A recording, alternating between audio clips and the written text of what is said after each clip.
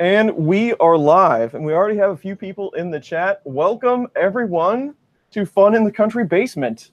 I am Chris Riley, as you probably know, since that is my channel today, and we always have Kuntry 3D. We've got Walter, and we've got Glenn, and maybe Xander today from Fun King 3D.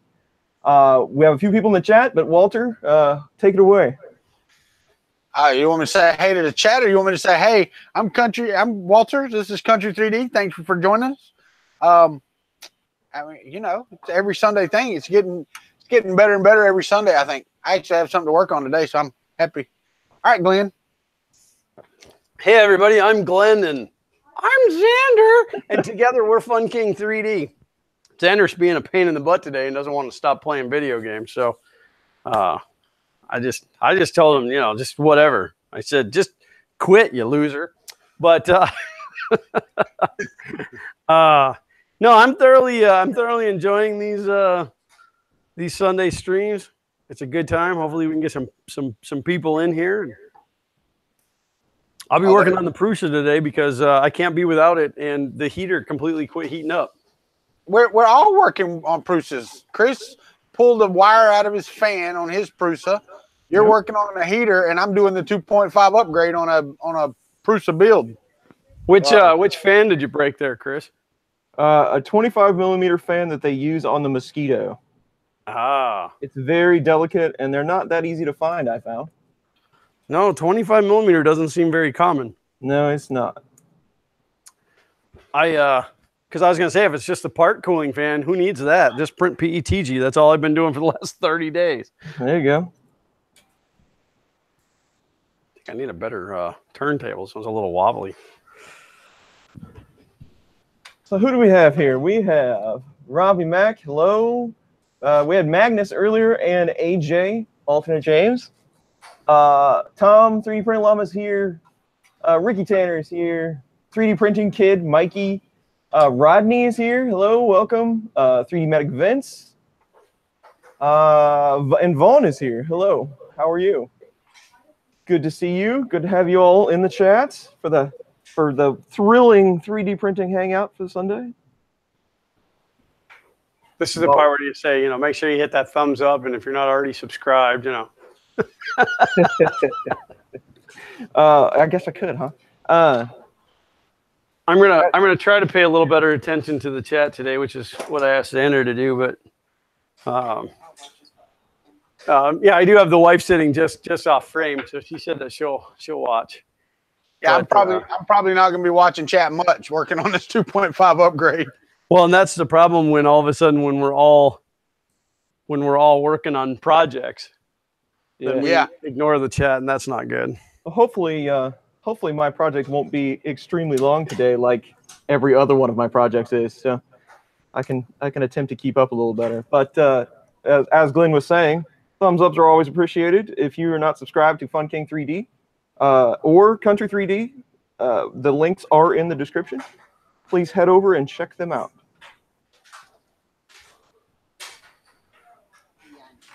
Oh, I'm gonna butcher both of these names. Uday. I can do Uday Kumar, but I do Sumili. And please forgive me if I butchered that. I at least like to try. And then Yanis QQ. I hope I got at least one of those. You did better than I would have did. But welcome, guys. Yeah, welcome. Or ladies.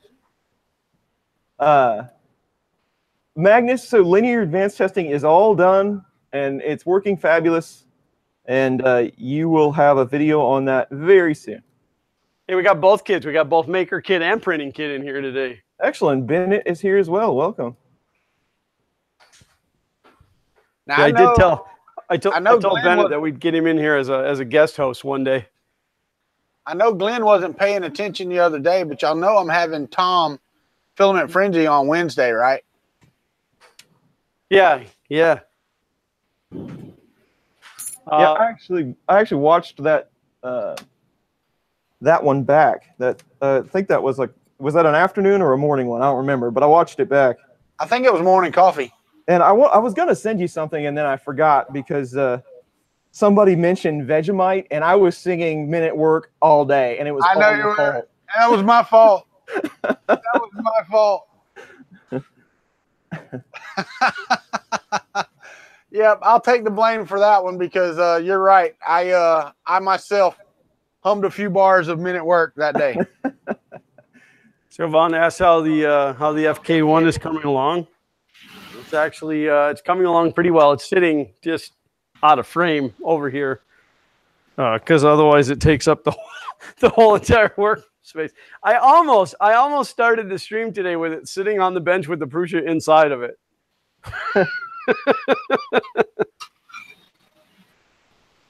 I spent most of yesterday editing some video for like the frame assembly and stuff. So I'm hoping to have that out pretty soon.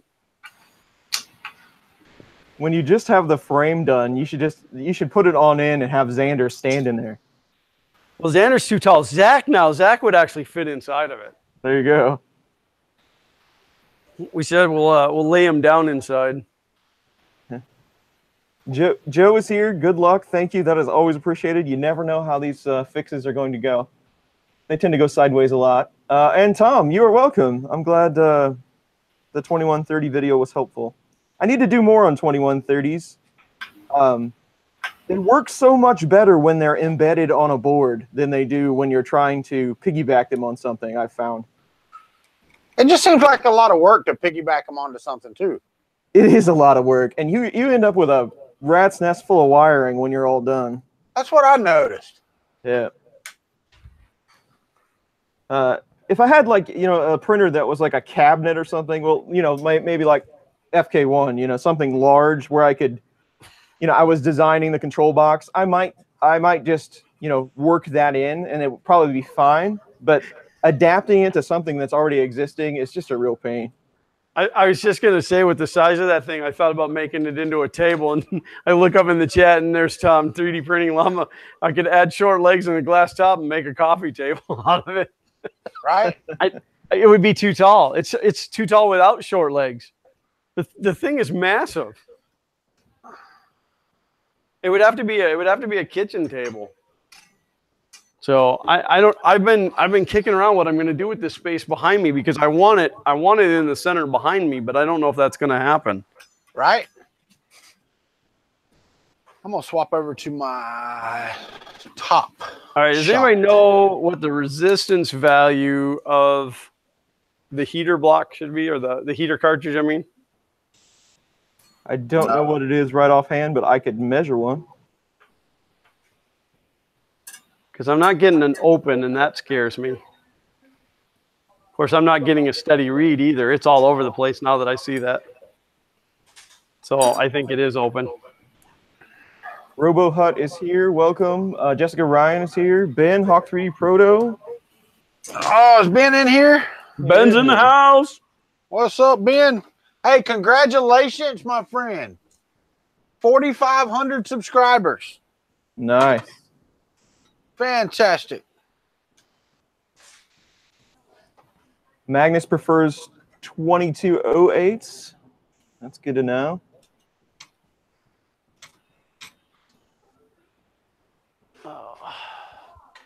Yeah, the 2130s are much nicer on the INC than they are to try to shoehorn them in. Thing about it is, though, is there another board that even has it on them? The 2130s. I know the Duet's the 2660s, but... Right, yeah, you can get a lot of different Trinamics. I've seen a lot of different ones out there, but I don't know about 2130s. That might be the only one. But are the rest of them as quiet though? That's the thing. Yeah, all the Trinamic stuff is usually pretty quiet. 2130. I don't know if the rest of them have stall guard, and that was the big thing about 2130s. Well, I know the 2660s on the Duet have stall guard. Do they? Okay. Yeah, you can set those up for sensorless homing. Gotcha. But they're not as accurate, I don't think. Huh.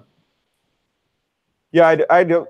That's the first time I'd ever seen a 2660. They're awesome, but I have no other experience with them as of yet. But I believe I was reading it's like a full step, or something like that before they actually activate the stall guard. So when you're done homing or whatever, you could actually be a whole step or whatever out. Carl Brown, Knack 3 Designs is here. Hello, Carl. Charlie Bowen is here. Welcome, Charlie. Apt Pupil is here. Hello. All right, let's do some more disassembly. Lester is here. Lester says 3.6 ohms on the heater cartridge on a 40 watt. I appreciate that. Yeah, no, I noticed afterwards that it's just jumping all over the place. I'm not getting a read, so it's got to be open.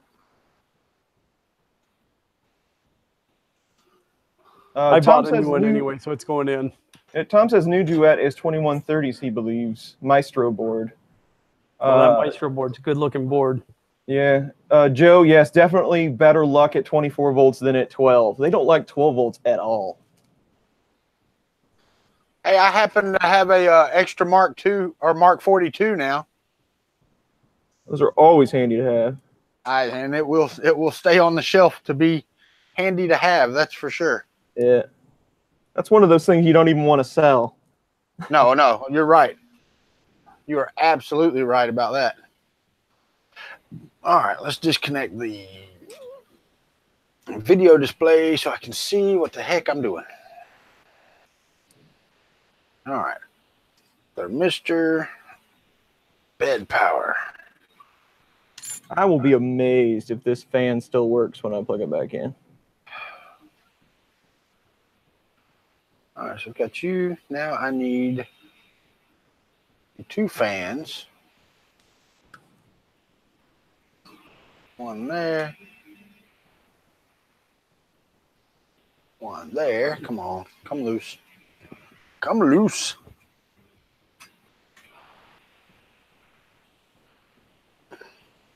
The wobble Z lead is bothering me. Mad Mike? I'm not sure what that means, but if it bothers you, it bothers me.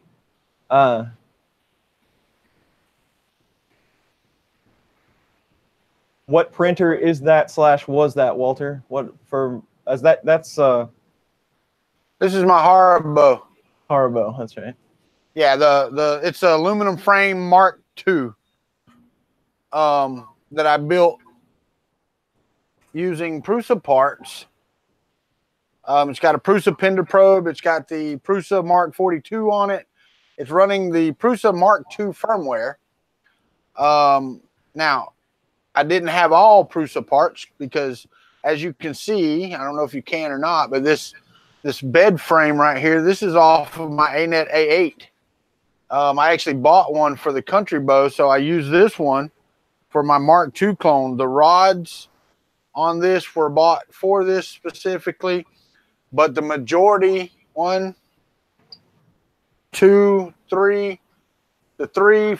main drive motors are all the ANET motors.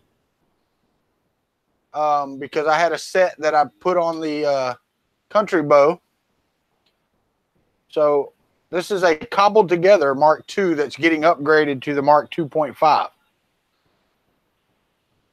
Now it is running at a Ultra Machine Mini Rambo. So Don, German Printing Nerd is here. Hello, John Mack. How are you? Mad Mike says that your Z lead screw, Walter, dancing around is bothering him. And he also says it's a Prusa repair party, and that is true. The best kind of party. That's what I was saying before we started, guys. I was like, good Lord, we're all working on Prusas today. And Mike, good news. I still can't type. I love it.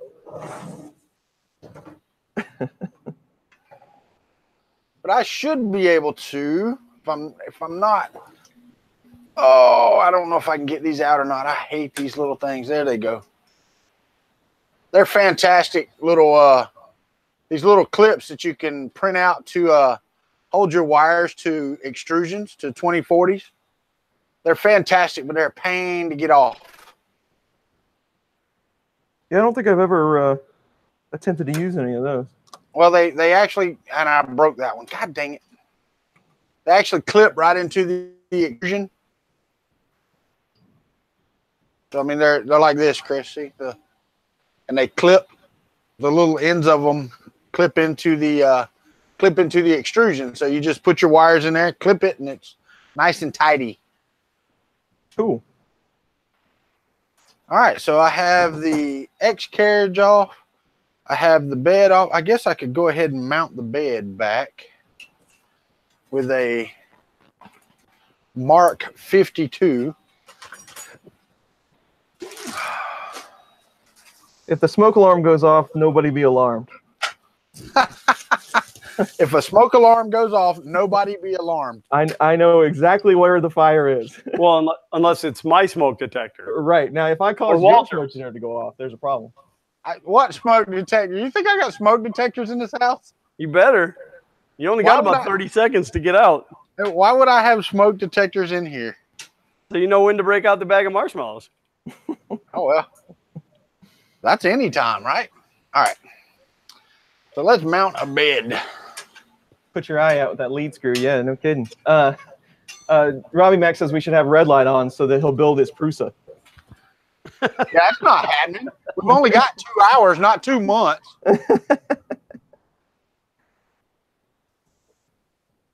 He was talking to me about buying that Prusa like when we were at Earth. Not only talking about it, he did it.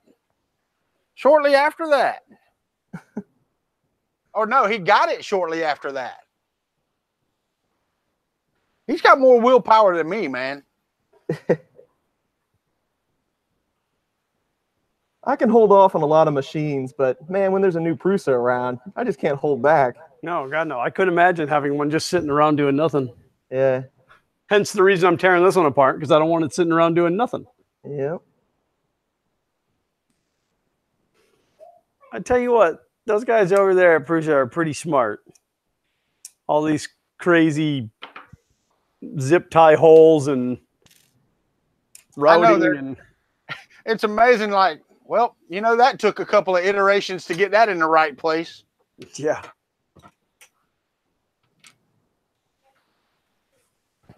Trolling for dollars. Tom is here. Welcome, Tom.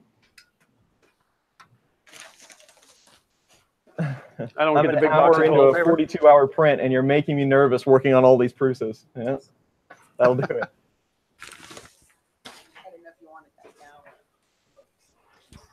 Mad Mike says Mrs. Country is the smoke detector.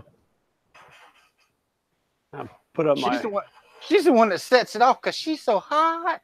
Mm-hmm. Chuck Miller's here. Welcome, Chuck. Uncle Ron is here. VIP in the house.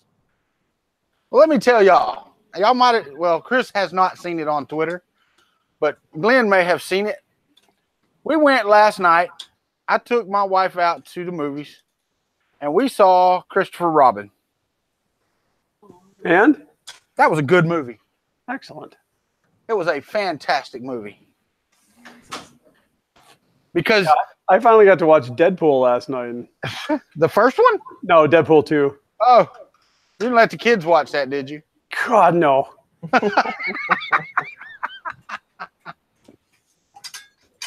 Now, you know you want your boys to grow up to be just like Ryan Reynolds. Money-wise, maybe.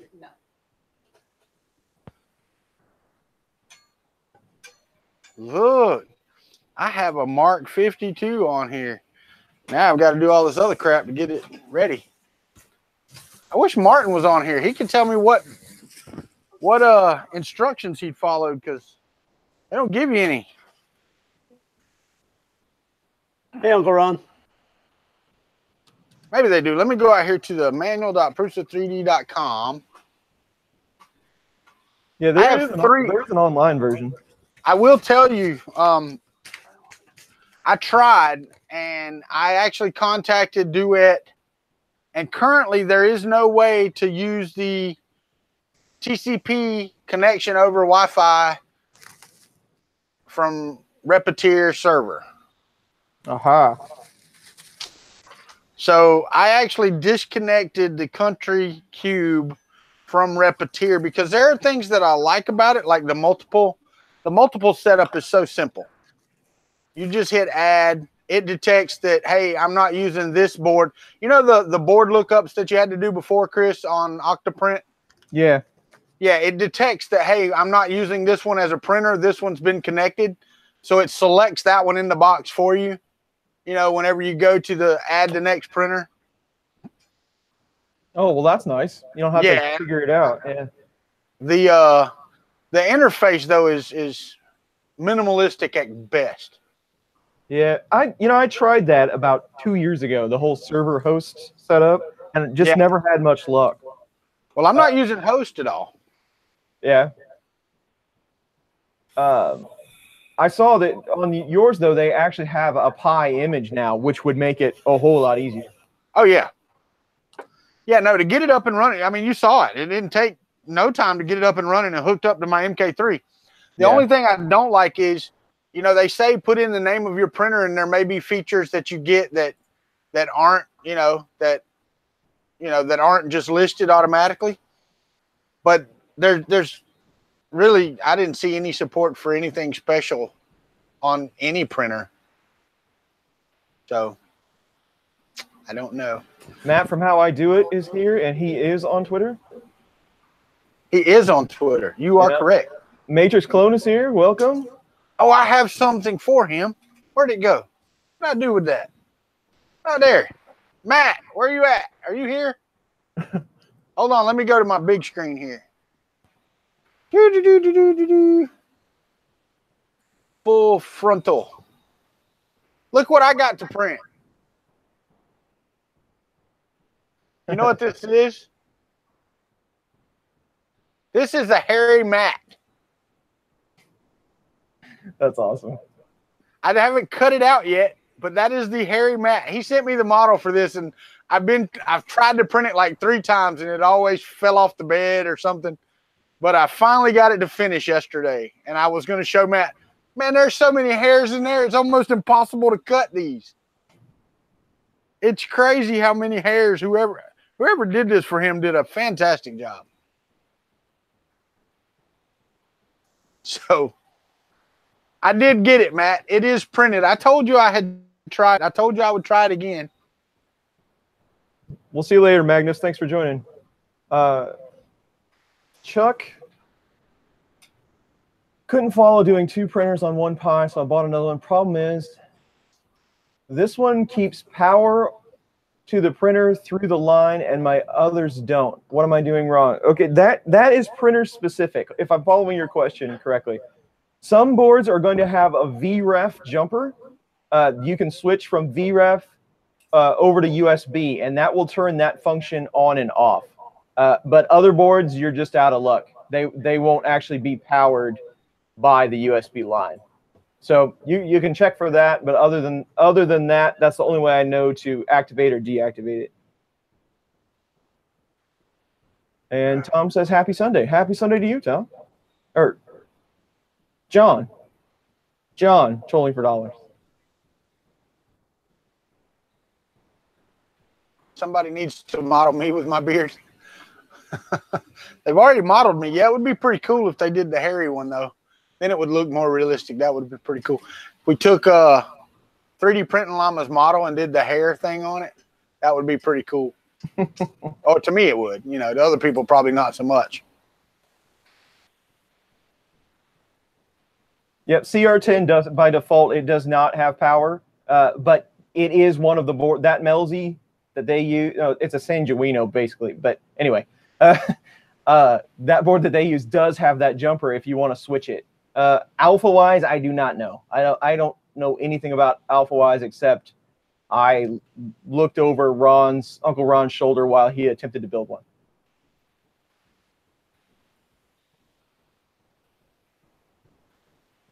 Oh, it's not that one. Anything on your channel too? I would totally be fine with that.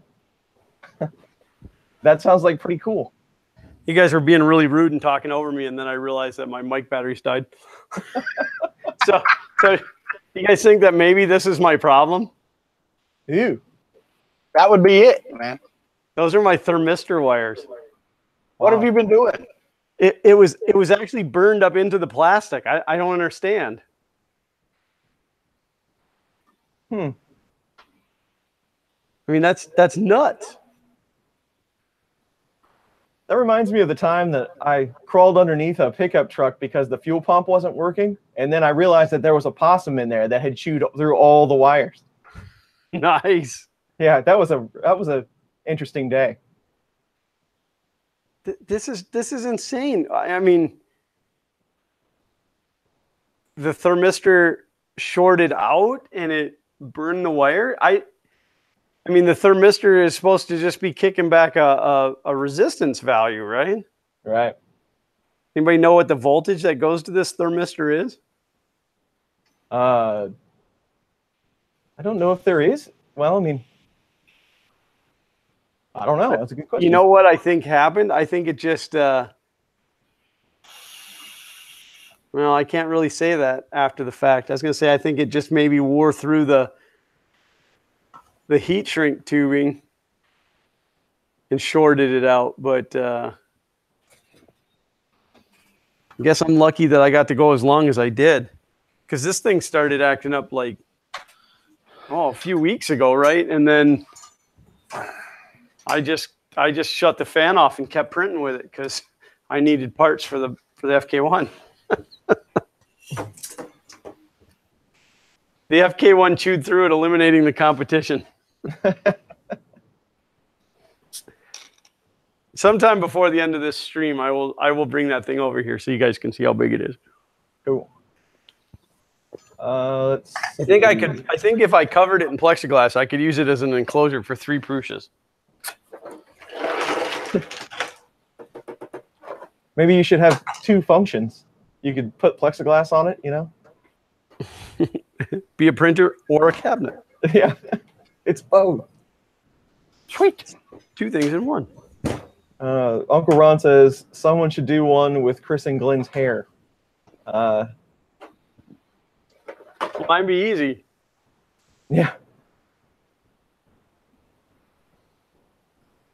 Who's pooping in the country basement today? Good old brother James is here. Chuck's going to do the TH3D Marlin on there. Yeah, that's one way to go. Ricky wants a head scanned for an action figure. Who doesn't? Well, you know, I've been just use mine, dude. I mean, what other action do you really need? I've been kicking around hooking up the Xbox Connect to do one, but time. Yep. Tom says, Harry fun in the country basement with Walter, Chris, and Glenn. That would be interesting.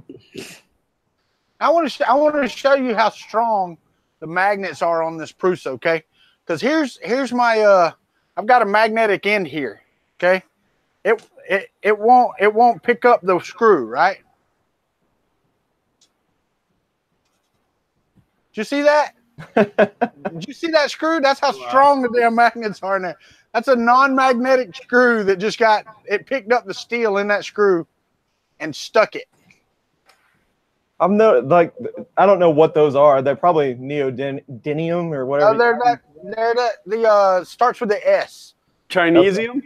No, the ones that are above neodymium, the solarium, whatever.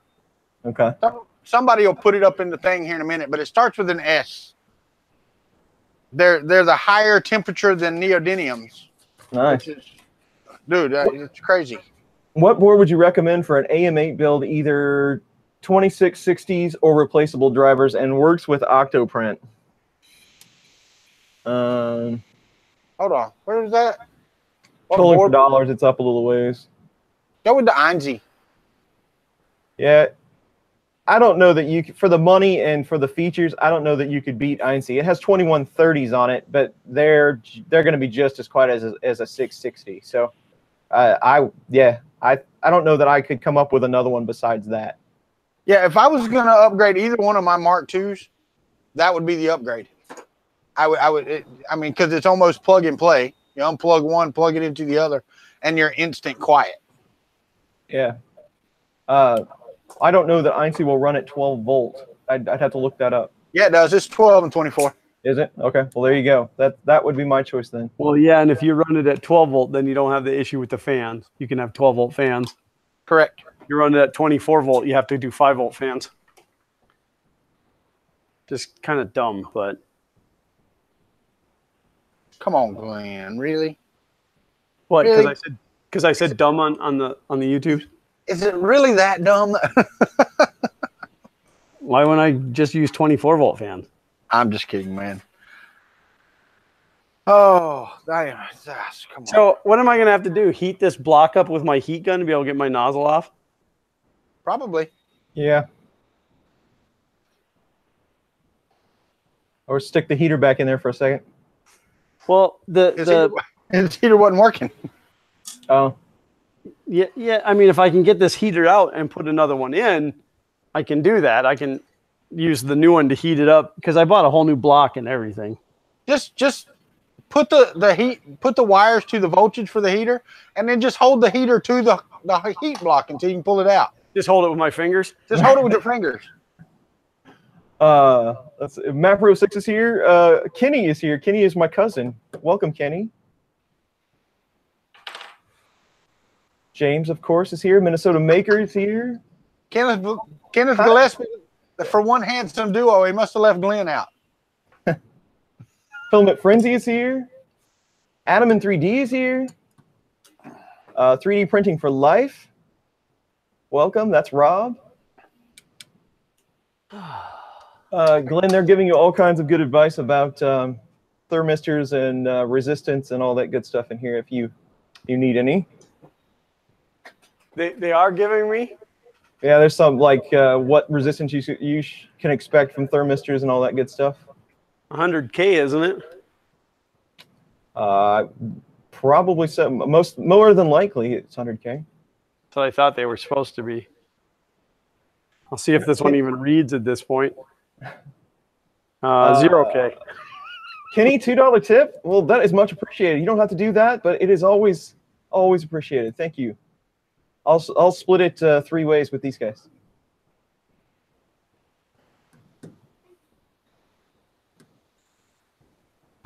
Thomas Elrond is here. Hello, and I'm now caught up.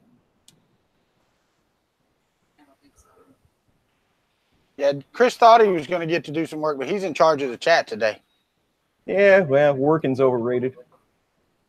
Well, in fairness, I did ask my kid to do it, but you weren't paying enough. Samarium cobalt. That's the other magnet.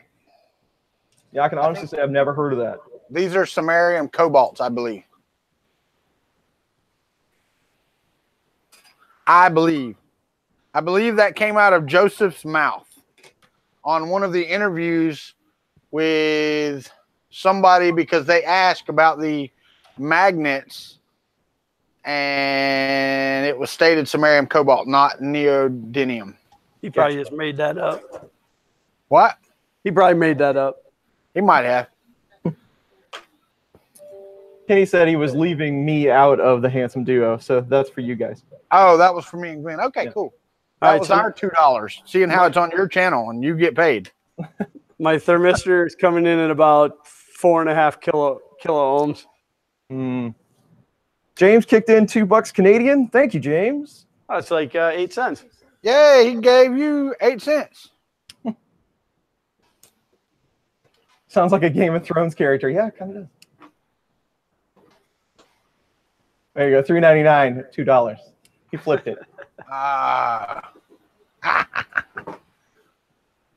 Thank you twice, James. He's trying to bogart the thread. We got to have James back on as a guest host again too.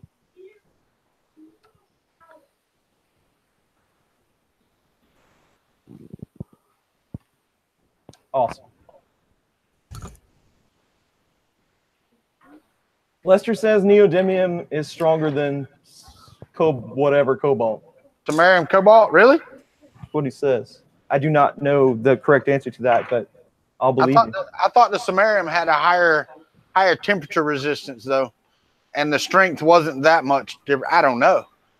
I just know what I was what I heard on the video. That's for cool guys at Prusa to figure out. That's for like, you know, people. Oh, you know what? That's crazy. I'm gonna have to put some tape around that and reroute it. I'm glad it's rerouting. My fan wires were almost burning too on my cooling fan, my hot end fan. I don't know. Won't do it again. Once, twice, but 3 times. I'm a lady. Very nice. Print and Play just released a video, 3D printing, 3D printer review. Go check that out if you haven't. Chuck was going to send 8 million yen, but that's only 17 cents.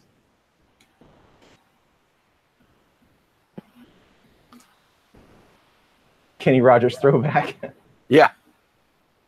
Well, he's right. So Neo loses strength quicker at lower temps. So there you go. That makes sense. I saw where Matt put that. It's for, like I said, it's for smarter guys than me to figure out. Yeah. I know they hold the spring steel sheets on very well. Yeah, you got to kind of be careful around that spring steel sheet. If you catch the edge while it's going on that bed, it doesn't feel all that great. It can pinch your fingers, that's for sure. It can pinch. If Ricky didn't have to work today, he'd be putting together the S4. When are we putting together that S4?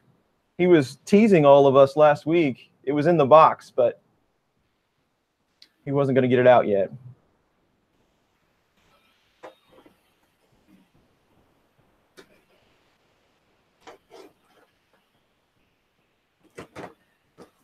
Neo has the stronger magnetic ability. Excellent. Mitch 3D is here. Hello, Mitch. Mitch Cerrone. Is it wrong of me every time that I see Mitch online? Is it wrong that I just imagine that he always has a printer on his back? No, that's not wrong because he does.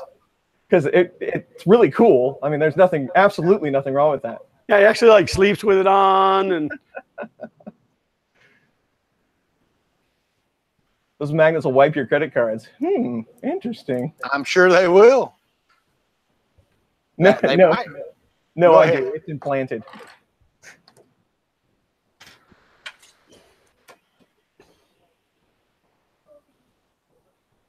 Mike Wiley's here.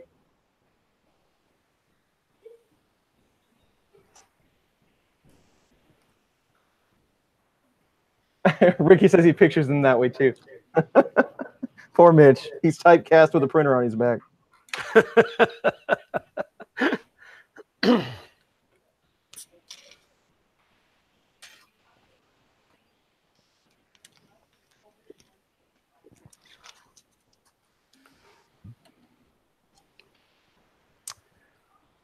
yeah, I guess I might as well disassemble all of this because I'm going to have to anyway. Why? Because I got to get that heat block off of there. Oh, yeah. I thought maybe I could spin that heat block with it still on, you know, with the hot end still in there, but you can't. Yeah. You know what? I think I'm going to stick with my printed bearings. They've done well so far. And I think I'm going to stick with those. What'd you print them out of? PLA. Really? Yep. These are the same ones that I had in Gainesville. This hasn't been a part since before Gainesville Maker Fair. So what? No. When was that? Was that in February? yeah, it was before Earth. So I mean Murph. It was before Murph.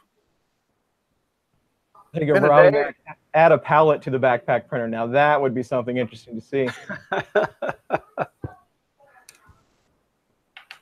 Yeah, nothing like wearing a printer on your back, a pallet, 4 spools of filament. No problem. He's going to have an assistant. I think Mitch could do it, man. He could do it. I have faith in him. He could put a rep box as a hat and feed it that way. Rob UK put some stats on magnets up there. That's pretty cool. 300C. That's pretty hot. Ricky's typecast setting in a parking garage. I'm sort of magnetic. My wife called me repulsive, so I told her to turn away and I'd be attractive.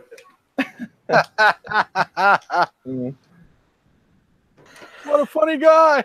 3D Gusner's here. Yes, all Prusas are down.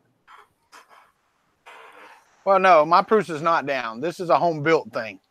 True. That I'm upgrading. It was not down. It was actually printing when I took it apart. Mine was printing right up to the point I decided I needed to take it apart. There you go, right? No, mine has been printing over on the shelf, and I'm like, well, I told them I would do it today, or at least start on it today, so that's what I'm doing. See, I have an issue that my brain does not want to take apart a printer that works well. I mean, it was a hard decision to do the AM8 upgrade on my A8 because it was printing so well. But I went ahead and did it anyway once I had the Prusa, and then the Prusa was so good, I just took my time on the AM8. I'm just wondering, should I go ahead and change while I've got it apart? Go ahead and put a new heater block and nozzle and all that together in here. Might as well. Yeah, just replace it all. See, I was going to wait. You know, I was trying to Band-Aid this thing until my 2.5 parts got here, but they're not set to ship for another 20 days. Yeah. I haven't looked at the site or anything, but I heard lead time was down to like a week on MK3 or something like that. 3 days if you order it with the PEI sheet instead of the textured. That is good. Did you watch the 3D Maker Noob? Did you watch that Prusa tour? That was cool. James said, I have an issue in that my brain usually isn't present in my decision about purchasing 3D printers and stuff. Gusner, I did find the issue with thermal runaway. Let me pop back over to the detail camera here. I'm fairly sure this was the issue. If you can't see that, it's melted. It was melted right into the carriage. You know, Glenn, I'm going to go out on a limb with you and say that I think you're right. You'd concur? I would step on that limb with you, my friend. As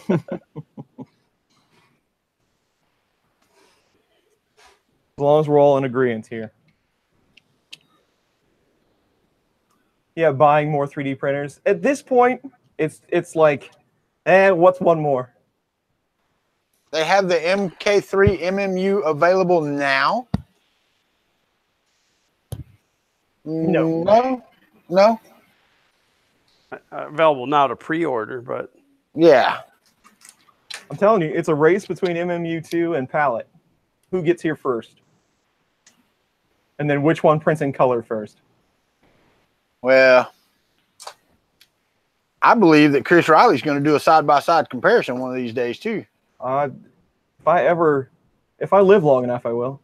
I'd be more than happy to do that if those two companies would like to get on the sponsorship board and yeah. Okay. I'm part of their sponsorship board. Me too.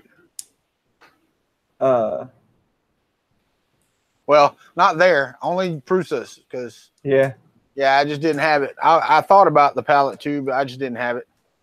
Prusa is quite a bit more affordable, that's for sure. Well, it's on what, $100, right?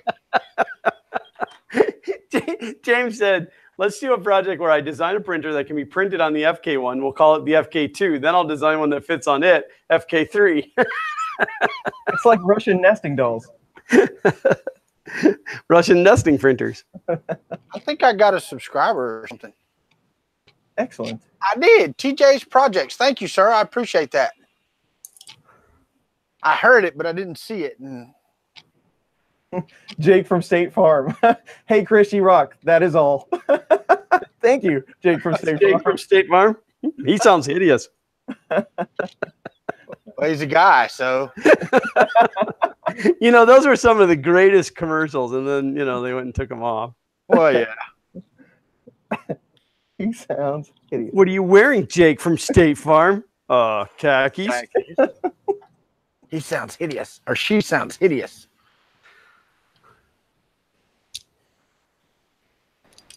All right.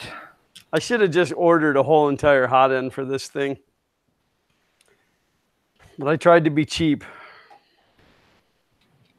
But you know that doesn't always work. No. I'm really hoping and praying that I don't get bit by that bug with that part that I have coming from China. Well, and then, I mean, I have an option because I have a whole hot end sitting here for the FK1 that I could throw in here and then just order another one for the FK1. Well, for those of you that for Chris and Glenn, since y'all have MK2s, if you're for some reason your Pender probe goes out, let me know. You got one? Well, yeah, I'm upgrading to the 2.5. It comes with the one with the thermistor in it. Oh, yeah. Well, then, you know, in about 30 days, I'll have one as well. Yeah. There you go, Walter. Martin from 3P Iceland is here to save the day. What's up? They do have a book out there. I've got it pulled up. Excellent. It's on the Prusa website for manuals. It's the Mark IIs to 2.5 upgrade. So right now I'm just trying to get everything separated and taken apart correctly so I can find it when I go to grab it to put it back together.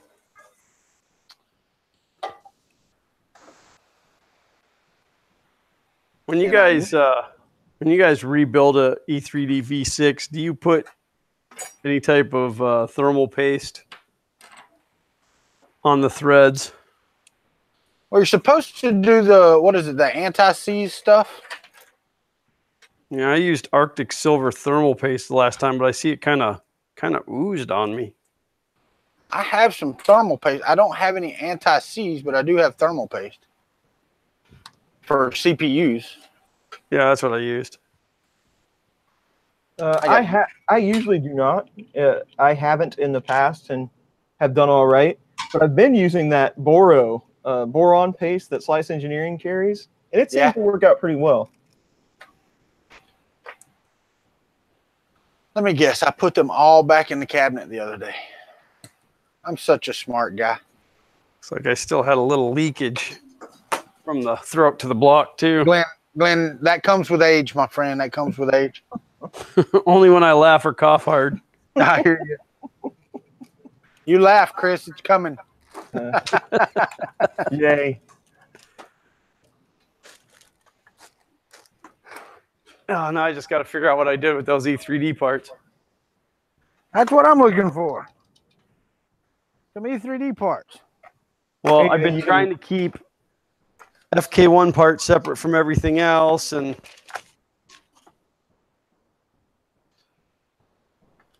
there he is. I'm supposed to have a hardened polyphobic nozzle somewhere, but I don't see it. I got one of those. Keeps getting jams on his new V6, and it causes its extruder to skip. Is that an all-metal genuine V6? Because that don't sound right at all. What's that? It says he's getting filament jams, and it's causing his extruder to skip on a V6. Unless you just got a bad one. 3D Gusner? Hold on. Can you reuse the Pender probe as Fender? Maybe. Maybe. Uncle Ron said, Walter, you're a fart smeller. Probably. If they're mine and they smell really bad. I tried to print a basketball, and my extruder experienced a space jam. Yeah, Jake said that was purchased from Matter Hackers. So is it the one that's got the Teflon tubing all the way through it? Maybe something's wrong with the piece of PTFE tubing. Yeah, I don't know. That's interesting. Joe says it's just easier to get a thermistor and heater from Prusa, so you don't have to mess with the connectors. I agree. That is the easy route. Yeah, except for it's $20 in shipping. Yeah.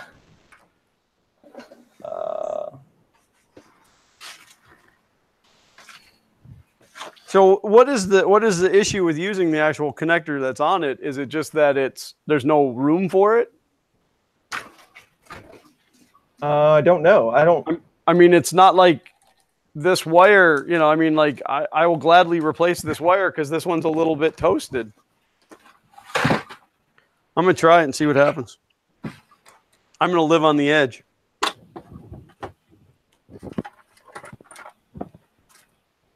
All right, there's the tubes. Need a heater block. There's a heater block. Arctic thermal paste seems to be the consensus. This set did not come with the tube.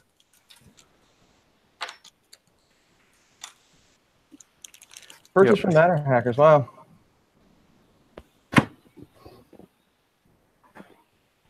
The board's not smooth. Got new heater smell.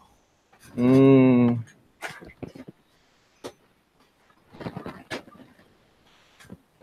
I have got to fix all this crap. All of it. Okay. Using Capricorn tube. Is it on every filament or just a certain type of filament? Well, that's a good question. Is it on Maker Geeks filament? Yeah. Just do yourself a favor, roll it up, and toss it in the trash can.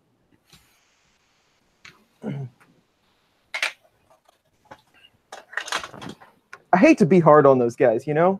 I really do. I would like to see them succeed, but you know what? They made that bed. They have to sleep in it. That's true. Quentin Grillenberger from Cape Town. Thank you. It is a big community, and everybody is fantastic. Quentin, thanks for coming. Yes. What Walter said. We're one big happy family. Well, if you count the Simpsons as a happy family, then yeah, we're that. Well, I don't know how your family is, but most of the time the 3D printing community gets along just as well as mine does. Oh no, the 3D printing community gets along a lot better than my family does. not my like my household family, but extended family. Yeah. Sweet. I was able to get the nozzle out without breaking it. So we put a new. Oh, that sucks. Damn Teresa it. uses Hotends as for the MMU2 where the thermal specs don't match their standards. They use the B ones. They use the throwbacks. Nice. This thing has the optical sensor. It's got the Bondtech gears, the new Penda probe, the new fan, the Noxua fan. What else? The Mark 52 bed, and that's pretty much it. That's what you get for this upgrade. So Walter, and probably chat can jump in there as well. I have questions about hypercubes. Okay. So now on an Evo setup, I know that the person that did that setup they went to like 3030 aluminum, but what else is different between the Tech 2C and the Evo version? Tech 2C did the Evo version. Oh, I thought it was another person that did that. No, you're right. You're right. I think Tech 2C did the Hypercube, and then this guy did the Evo. The belt path is straight on the Evo. It's not the twisted, funky belt path or something. Okay. That was the main reason I went with it, plus the 3030 aluminum extrusion. Right. It was just a cleaner looking design to me. Yeah. You know how what's that X5S that you have? Right. Yeah. See, that's all 2020, and that's the point I was going to get to. I wouldn't mind building either, but I would have a lot more spares for building it if I just stuck with the original. I just didn't know what the trade-offs were. Well, see, remember I talked to you about doing the rail core, right? Right.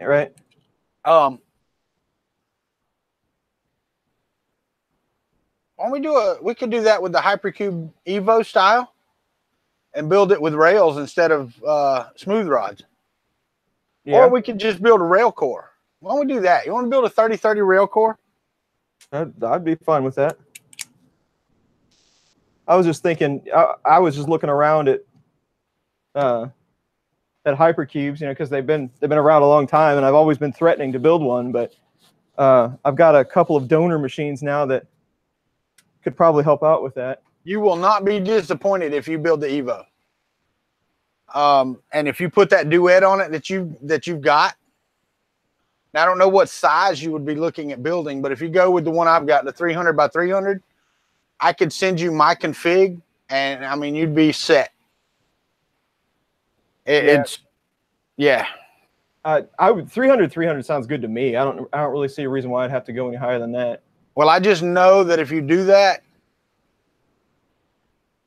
and I know how you are, you will actually do more than I have done to make it print to its maximum potential.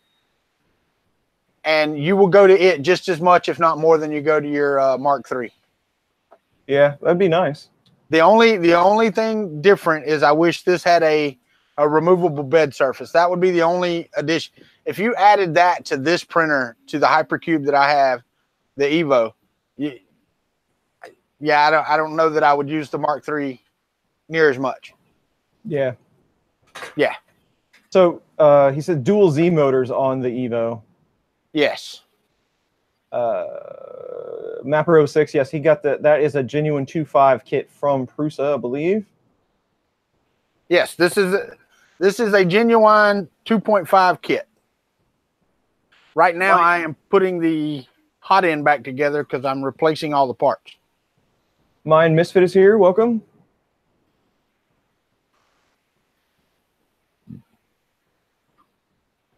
Build a 30-degree Hypercube belt printer. I'd have to go check that video out. That sounds interesting. I haven't heard of that, so yeah, that does sound interesting. Yeah.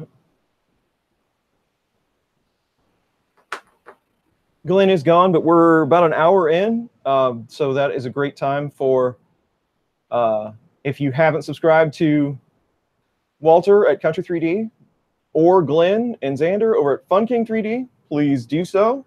All their links and information is in the description below. And thank you for coming to FKB, as I like to call it, Fun in the Country Basement. And you know what? It is fun too, Chris. It is fun. You know what's really cool though? It's like you know, we sit here and we work on things or we look at stuff, and it's just really cool to go, Chris, what do you think? You know? I mean, it's just really cool. Yeah, I don't have to just talk to myself all the time. I can ask one of you. Well, you know, unless you want intelligent conversation.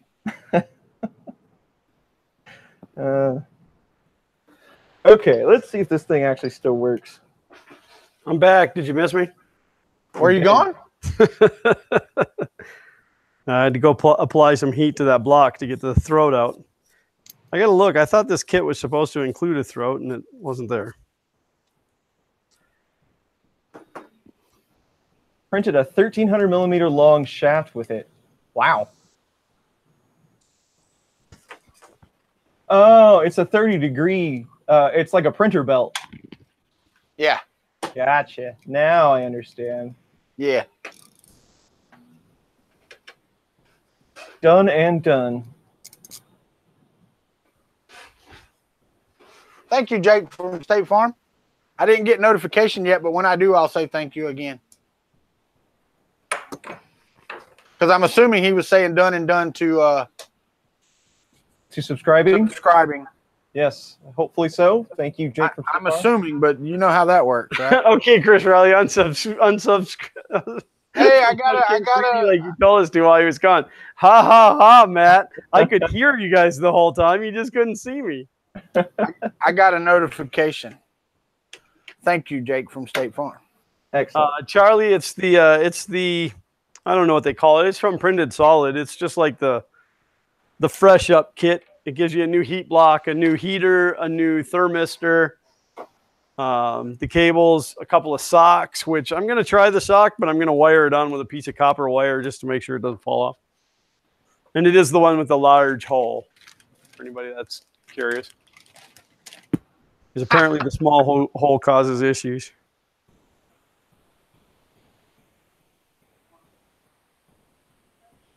No, my uncle actually came over and asked me to do his boat stickers today, Matt, and I don't look forward to weeding that vinyl either.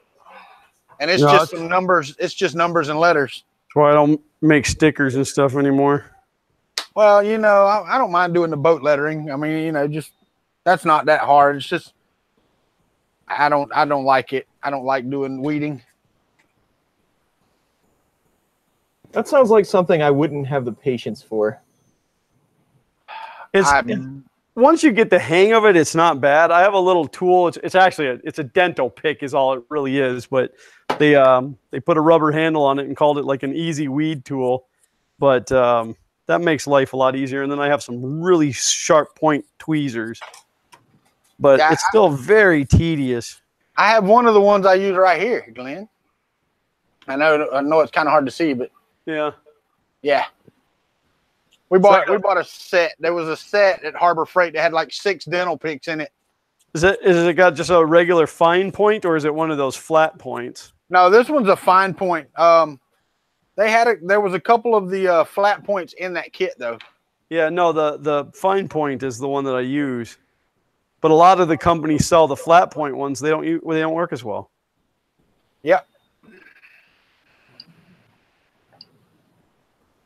Oh, I hate these. I hate these. I hate these. I hate these. So much hate in this thread. There's so much. I hate these little bitty thermistors that you have to feed in this little bitty hole and then get the screw in here and get it all straight. And go ahead. Duty King is the channel for that 30-degree printer. I'll have to check that out. Weeding stickers is Robbie Mac's favorite pastime.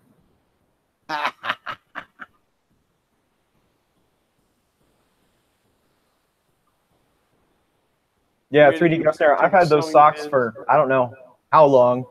I've never had one fall off yet. Really, everybody talks about how they fall off and ruin your print. I mean, I've never had one because when I ordered this thing, I didn't know anything about it, so I didn't request it. Yeah. Are you talking about the E3D socks? Yeah. Yeah. I can see where people have problems with that though.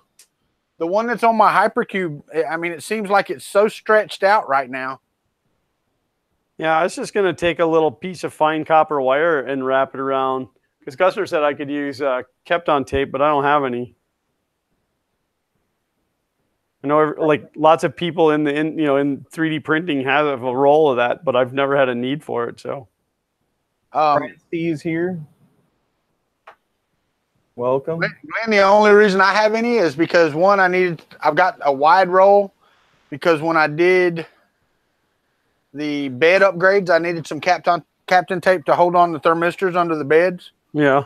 And then I got some to do hats, to do vinyl on hats. Okay. So I have a thin roll for the hats, and then I've got a thick roll for the other.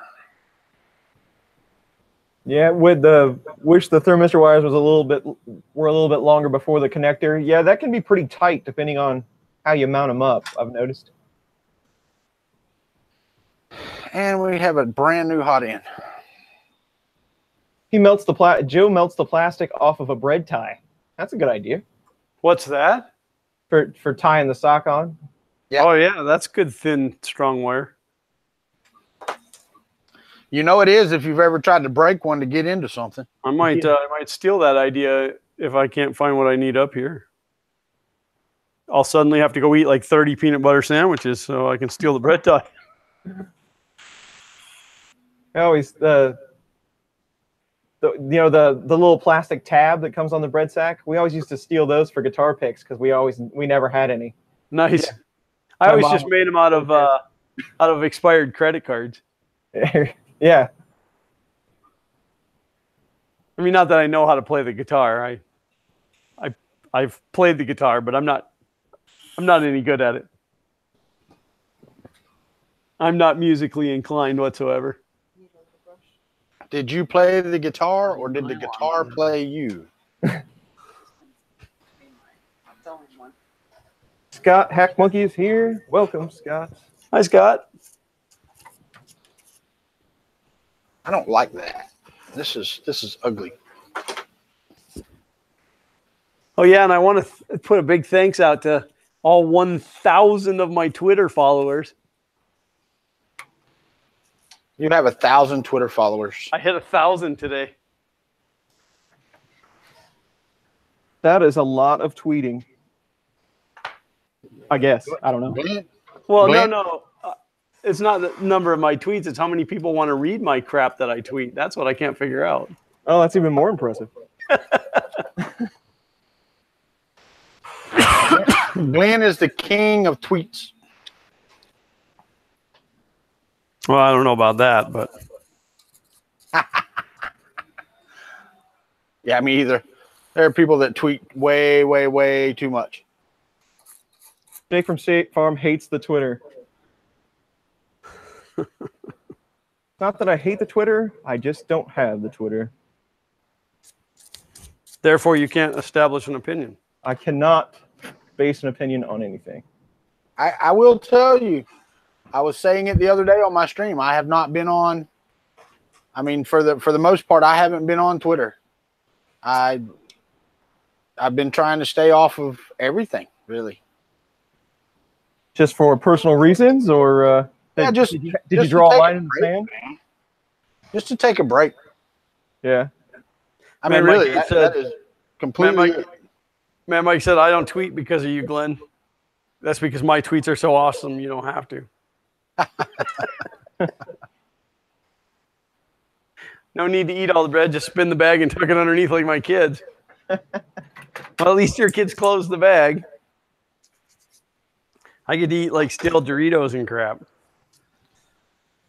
All right, I've got to find a better tip because this one just ain't cutting it. Those high dollar Harbor Freight tools were letting me down. Which one's that? What tool? One of these Allen wrenches I just bought. Oh, really? Yeah, because I've got to tighten this screw down in this heater block to match the aluminum flat. And yeah, it's just stripping the end of it out. Once in a while I find like a grub screw or something that I have to actually use a standard size on. And that may be the case. I don't know if it's the grub screw or the Allen keys, but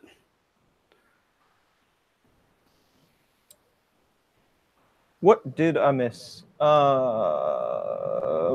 Inside the Mind of Matt is here. Hello, Matt. hey, Matt.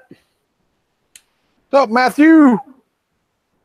Come on. Yes, Don, that box with the peanut butter in it is still sitting in the same spot on my counter. I promise it's going to get sent. I don't know. It'll never get sent. I gotta fill out customs paperwork. They want to know what's in the box, and I don't want to tell them. Oh, I'm just going to tell them it's books. I did not just admit that live on the internet. John, is it worth linear rails on X and Y? Well, it depends. You know, not all linear rails are created equal, of course. But it depends on the configuration. You know, like Core XY or something like that. Oh, yeah. Cartesian, you're probably overkilling it, maybe. I mean, it's never a bad idea, but it is kind of a pricey entrance fee. 3D Gusner, teaching tech. That guy went crazy, didn't he? 10,000 in 7 months. He started a long time after I did, and he was just killing it. He releases videos constantly. Yeah, every time that I have the thought, like when I see a channel just like killing mine, I go, God, what is that guy doing? And it's always that they release stuff. I'm getting better though, I promise. I spent 5 hours yesterday editing the video for frame assembly on the FK1. I promise the video is not 5 hours. It's like 45 minutes for that part. And you do get to watch me hit my head and stuff. I had to take out the part where I hit myself in the ear with the clamp though, because it just wasn't epic. Like it just looked stupid. Had I like done it and like fell down on the floor or blood sprayed out, then I would have left it in. But it just wasn't epic. Scott, what are you talking about the quick connects on the thermistor? I don't know what you're talking about. I don't have, this is not an original E3D V6. It's a clone. So I've got that little bitty glass ball thermistor. I don't have the cartridge type. I've got one over there that I could use. I could put the original E3D stuff in here. I just didn't. Because I've got a whole bunch of these that need to go away. Thank you. I don't know about y'all, but when I was building my ANET A8 and I finally got on YouTube and I started hearing all the horror stories about the parts going bad and stuff like that, I stocked up on a bunch of ANET A8 parts. I like these thermistor heater cartridge things. I've got I think I've got 10 or 12 of those. Wow. I just bought a 10-pack of them. I'm like, I'm going to need those. Chris, did you fix your fan? Yep, it's all fixed. Chris is done for the day. Done. Damn, you make us look like slackers. That was not an easy fix, I have to say. But you started on it before the stream, though, didn't you? Yeah, I got to jump on you. Yeah. I wanted all the soldering to be done just in case I burned myself really bad. My wife got stung by either a caterpillar or a scorpion today. We can't tell which. The bear got in the trash can and knocked it over. And while I was putting the Ooga fan on the car, she walked over and picked the trash can up, and her finger was on fire after that. And she didn't know if it was either a caterpillar or a scorpion, one of the two. That is no good. Nope. 58 watching. Wow, that's pretty good. Thank you for everyone for watching today. That's only on your channel. I think I have 2 when we do it on mine. There's like 2 watching. And one of them's me. And one of them is Glenn. Don says, well done. Thank you, Don.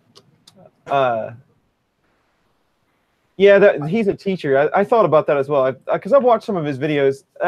I don't really follow him much. He puts out too much for me to watch. But I did see he mentioned he was a teacher. So he's probably got he's in Australia, I believe. He's probably got a fair size community behind him. But that's a good thing. Yeah, I realized today that I follow about 200 3D printing YouTube channels. Wow. Or channels that are somewhat related to it. Like, Bob at I Like to Make Stuff. He's not all 3D printing, but I follow him. But, there's a couple that have other things on them as well. But, yeah, almost 200. Which is awesome, because that means the community is that big. Yeah, James gives the Australian thumbs down every time. Having a hard time finding a red that you like. Which ones have you tried? And what kind of red are you looking for? I mean, a red, an orangey red.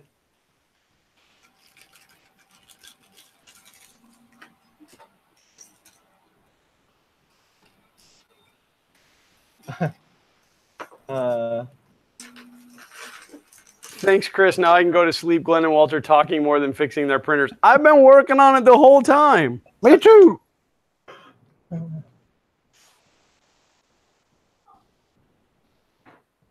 Yeah, Scott was talking about putting disconnects on heaters and thermistors. It would make it a lot easier. Uncle Ron came up with these. I don't know if they were ceramic or not, but they were quick snap-on disconnects that he had a link for them. I don't know if it's been more than 30 minutes. I don't remember, but he had a link for those, and they looked pretty cool. I was kind of waiting for him to get them and see how they worked. They would be awesome for like hang printing because that thing that he was ordering out of China. Yeah, because that thing just. I mean, I have a giant cord hanging from it all the time. Alan, good morning. Good morning. Thanks for joining. Who? Alan? What's up, Alan? How are things in Australia? A lot of reds look pinkish to you. Yeah, red is that's one of those things that's kind of hard to find. I mean, like the red that you actually like. Check out AIO Robotics red. It's a very red. AIO Robotics is really red. I mean, yes, it is red. That is it. And of course, anytime I can plug AIO Robotics, I'm gonna. There you go. Filaments.ca red is kind of dull, a duller red. I picked up some inland red, but I haven't printed with it yet, so I don't know. I don't have an opinion on it yet. Yeah, it's got more of an orange sheen to it. Does it? Yeah. There's a couple of colors though, and you guys probably know what I'm talking about. But there's a couple of different colors. It just seems like it's kind of hard to find what you would call an exact color for it, and red's kind of one of those colors. Well, I had that problem with yellow, and then this company called IC3D. Now I have the perfect yellow. You're a product whore today, Glenn. I am. I'm a product whore every day. I'm a moocher, remember? Oh, yeah. That's right. I forgot. God dang moochers.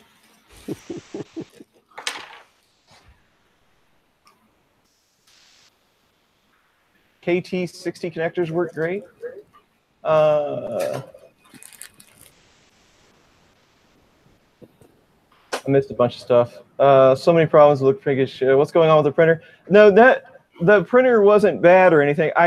I was messing around with the hot end and I pulled one of the fan wires off, and it's a 25mm hot end fan that comes with a Mosquito, and you just don't. It's not that easy to get a hold of one. I didn't have a spare, so I ended up taking it all apart and trying to solder it back together, and I did manage to get it done. So it's all fixed now. Well, I'm curious if anybody out there has a valid reason for me to not leave the connector on this thermistor. It doesn't seem like it's going to get in the way, but if somebody else has already tried it and it didn't work, please tell me so I don't have to do things twice.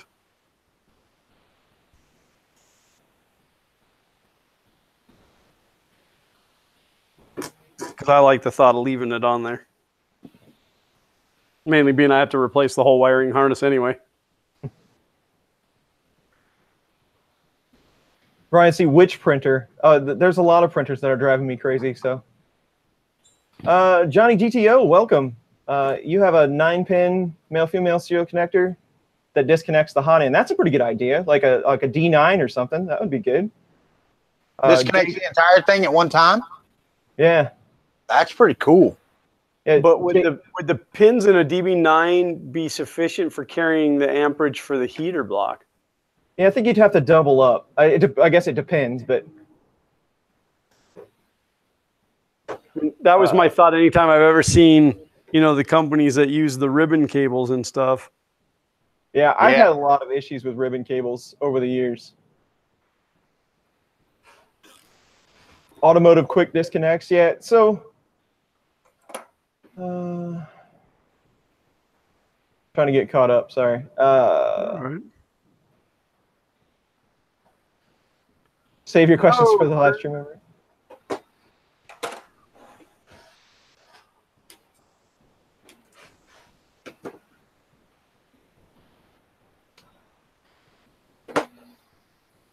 Banggood sells 30 amp D sub connector now. Scott said keep the connector. All right, so that's done. Inland's pretty red. Filament Friday red is good. Yeah, it's not bad. This is questions for anyone in the chat that uses Filament Friday. Have you noticed that it prints, you have to jump the temperature down just a touch? I have noticed a little more stringing than some other filaments. But seems like 5-10 degrees makes a lot of difference. Do you have to print it cooler? Just a little cooler. That's actually kind of a nice thing. Most of the filaments, it seems you got to turn the temperature up on them. Yeah. Don't tell Chuck, but I haven't tried his filament yet. I had to order a bunch right out of the gate. If Chuck has filament, I'll buy it. Well, I have full intentions to. I will always support Chuck, but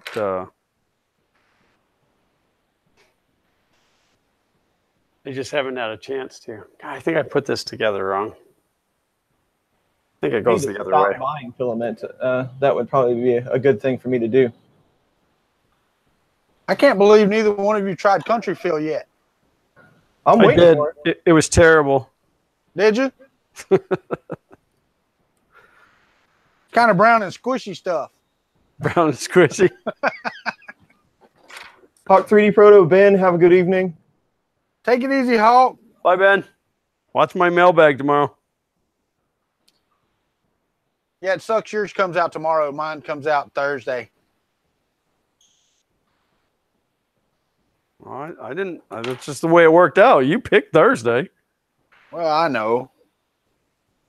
Filament Friday at 2:05. That sounds about right, Matt. That's just a little hot.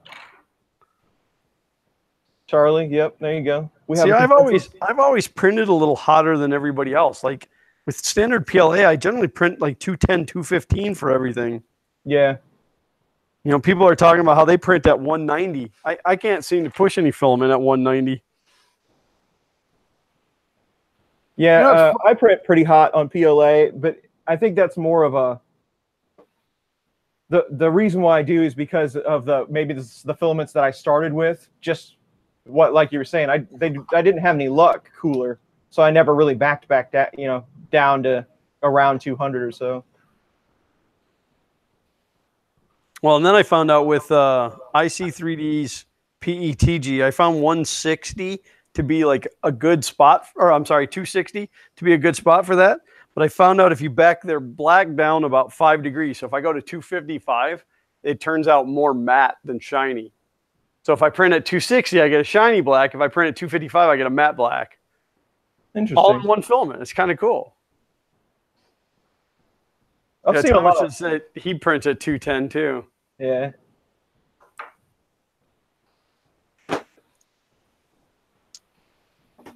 I don't know if I'm in love with this new belt track that Prusa came up with or not. Oh, the belt retention? Yeah. It's a pain. I don't know. Did you watch the video on, or maybe it was the manual I was reading? I don't know. It looked pretty slick the way they did it. Well, it's just a little L-shaped hook. It's just hard to pull it tight and get it in there.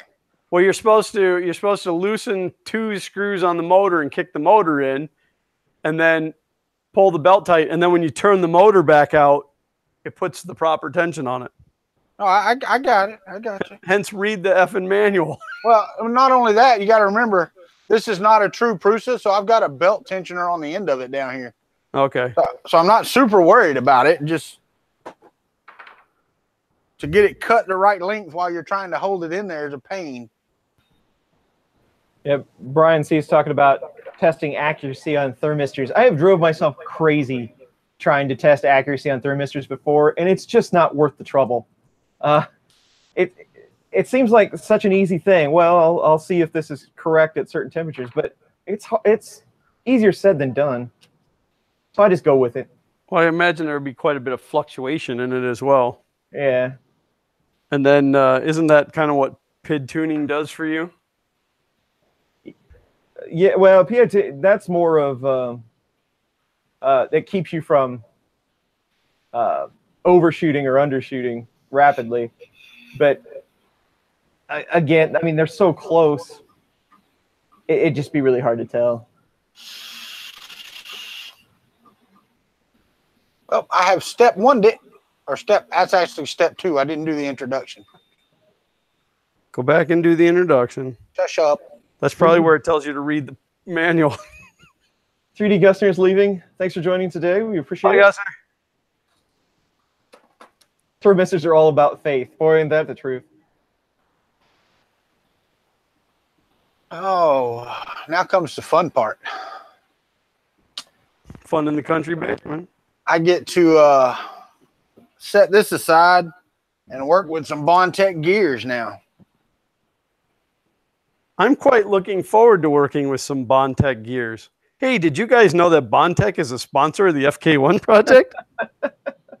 I did not know that, Glenn. Yes. If you guys haven't had a chance to check out Bondtech's website, you should do that now. I love the generosity in this community. I'm gonna start calling you Deuce Bigelow, dude. Yeah, whatever. Dude, these people took care of me. I got to take care of them. I understand. I have absolutely no reason to say anything about it. That's cool, buddy. Yeah, you have to test the tester before you can test your thermistor, right? Most of the time, like calibrating thermometers and stuff, ice water is kind of the go-to for a quick fix. TJ Projects wants to know if anybody's got a lull spot. I do not. Now, if Lullspot wants to, no, I'm just kidding. Yeah.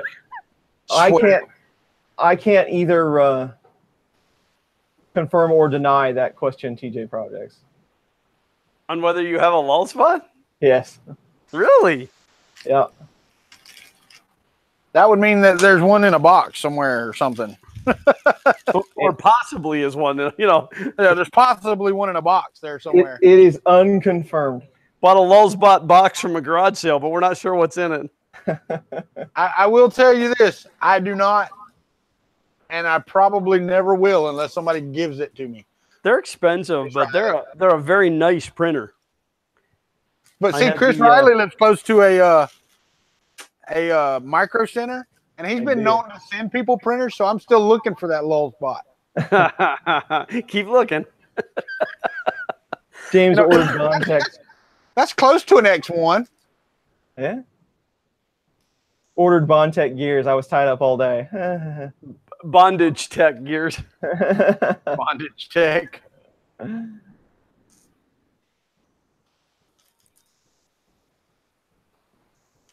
Well, I will tell you that I cannot wait to get this one put together and then try to find, because I need these.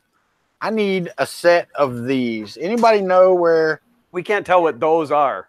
I can get a set of these? Can you see that? You can see that. I need a set of those. What is that for? That is the springs for the Bondtech for the Prusa. For the Bondtech Prusa? Yeah, the extruder. It's Bondtech gears that go in this. It's not a whole Bondtech extruder. Right. So the tension is held by those springs and a couple of bolts. But now, are those the same as the 2S springs? I have no idea. Because if they are, you can have them off of mine when I'm done, because I don't think that I need them with the new extruder. I don't have any idea what a 2S is. That's what this is. That's what I'm saying, but I know what it is, but I've never had one. So I got you. If they're the same springs or not. Well, that's what Google's for. Those springs are sold there, Bruce Ennis? I'll have to go look that up, because that's pretty cool if they are. Well, and like a lot of their spare parts, you have to be an owner to get access to those parts. But you have a 3. Didn't you buy a 3? That's all of the parts. The problem that I have buying with Prusa is not the Prusa parts. It's not even the price of the parts. It's the $20 shipping. Yeah. And I understand it. I'm not mad about it. It just, I have a hard time buying, like those 2 springs are probably $3.50, but the shipping will be $16 or $17. Right. Well, the problem is they ship everything the same way. Right. And like, which I can understand them doing. They're not in the spare part business. But if they would throw them in an envelope and mail them, then it wouldn't be so bad. But they're going to ship it DHL, and it's going to cost you $20. Scott was asking about the Ender 3 temp-controlled fan. I do not know the answer to that question, but I almost certainly tell you that it does not have a port for a thermo-controlled fan. On what? On an Ender 3. Oh. Ice water, boiling water, yep. What's up, Paul Cumber? Mitch 3D, BFG. What do you say? QR or BFG? I have no idea what he's talking about. Where, what? So Mitch, which should I get? QR or BFG? Oh, that's the Bondtech BFG. Okay. And then they have a right version or a left version. Yeah, Mad Mike, but he was saying tuning at a certain range. That's correct. I mean, you would you'd have a really hard time because I don't even know how to explain it, but when you have that temp graph, that you load in the software, you would have to be in a certain range to even be accurate. I will say that these Bondtech gears look a little different than the ones I have in this bag. Hold on a second. Let me see this. I can swap over. I have a tabletop camera. I can do that. Okay. So this is one of the original. Can you see that? I don't know if it's going to do or not. This is one of the original. Come here. There you are. Bondtech gears. But if I lay it right next to the new ones, see if you can you tell the difference in those two? And I'm not talking about the build. I'm talking about the metal. No, it's kind of hard to tell because it's not real clear. Now it is. One is shiny and the other one's more dull. Yeah. Exactly. It looks like this one is chrome plated is what it looks like. Huh. Maybe it's polished. Yeah, just polished. The others are not at all. Close listeners will know the Lulzbot status. Are they noisy? TJ Project has 2 Task 6s. Nice. Paul Cumber, hello. Hi, Paul. Yeah, I had the pleasure of working with one of the Lulzbots last year at Orlando Maker Faire for a chocolate company. They had just got it, and they had bought it to make molds. They were going to do vacuum molds, so they would print out what they wanted the chocolate to be, and then they would vacuum mold it and make molds for the chocolate. But they had just got it, and it wasn't working right, so I spent the weekend working on their printer. Cool. It was pretty cool. Matt's out of here. He's going to make some videos. We'll see you later, Matt. Bruce Ennis is here. Hello, Bruce. I don't know if I said hi to you.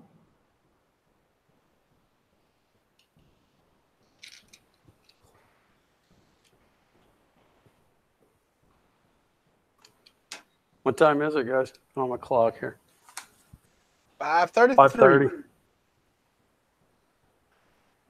Like hack an Arduino in somehow. I mean, if you want to hack the easiest way is just to get a transistor and make a quick switch. That's what I do. You'd love a Lulzbot, but I like to eat food. I hear you. I've been noticing Chris losing weight. Yeah. I mean, they're pricey, but I don't know if they're that pricey. I mean, I guess they're what, like $1,500-$1,500? Task 6 is like $2,500. Is it? You have to say, man, that's pretty damn pricey. Yeah, it is.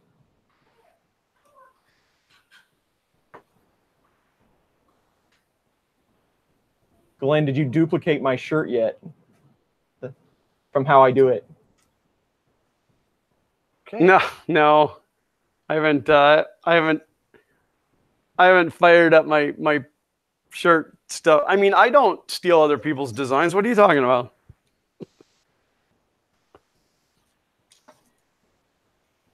Yeah, I was giving Matt crap about it. I said I was all into that shirt until I noticed the extra crap on the back because he's got his logo on the back of it.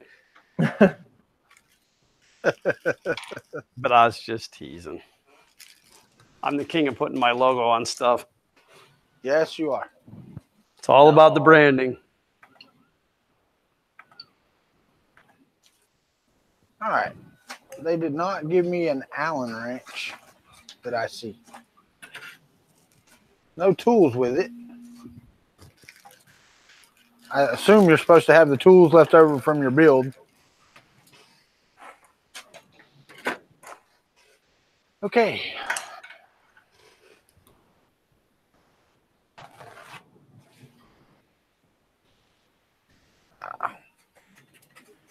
It's kind of weird. My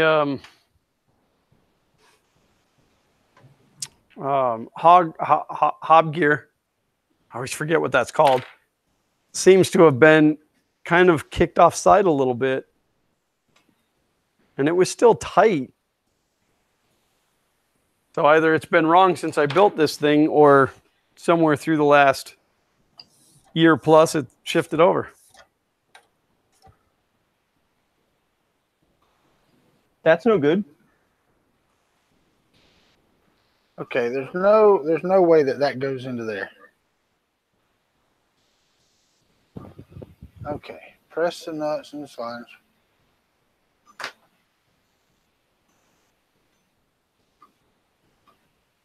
I'm going to mark Zuckerberg to FK1. It was 99% Glenn, but I had one idea, so I'm going to steal all the credit and push him out. But in the end, we will both be rich. It's got to be James.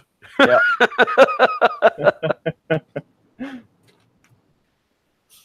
We will not be rich. I'll be giving it away. I don't know. You know, I'm a huge fan of money.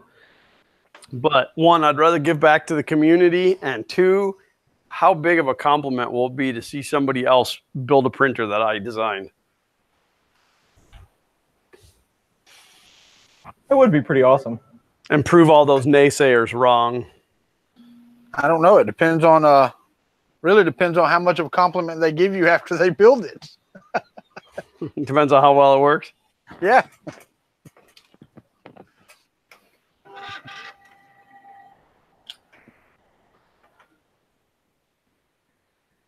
All right, now I got to figure out what to do with this thermistor connector because it's I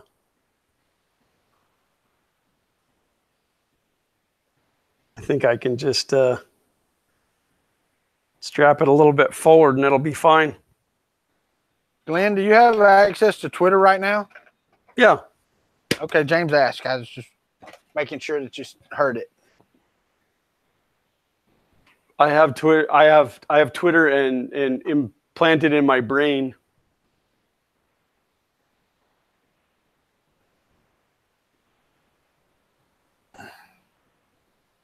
That sounds painful. Yeah, I agree.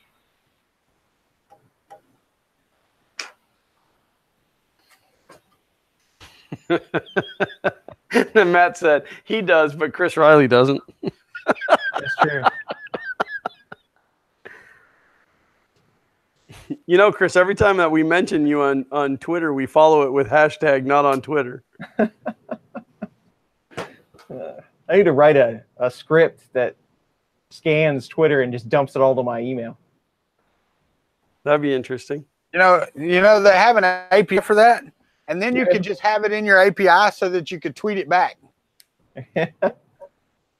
But wouldn't that be just like being on Twitter? Well, it would. That's true. But, so just get on Twitter. well, you know. Then you don't have to write anything. That True. would be correct. But what fun would that be? I could just see Chris, though. All of his Twitter would be using curl or something. He'd be using curl commands to do Twitter. You're probably not too far off.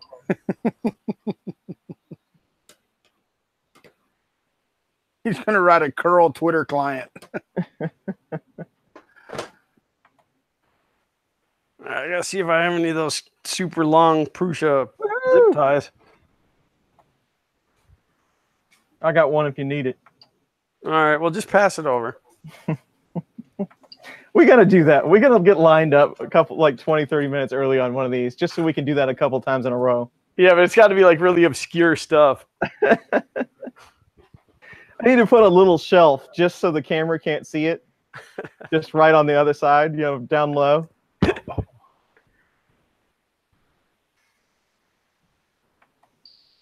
Wow, this is moving right along here, buddy.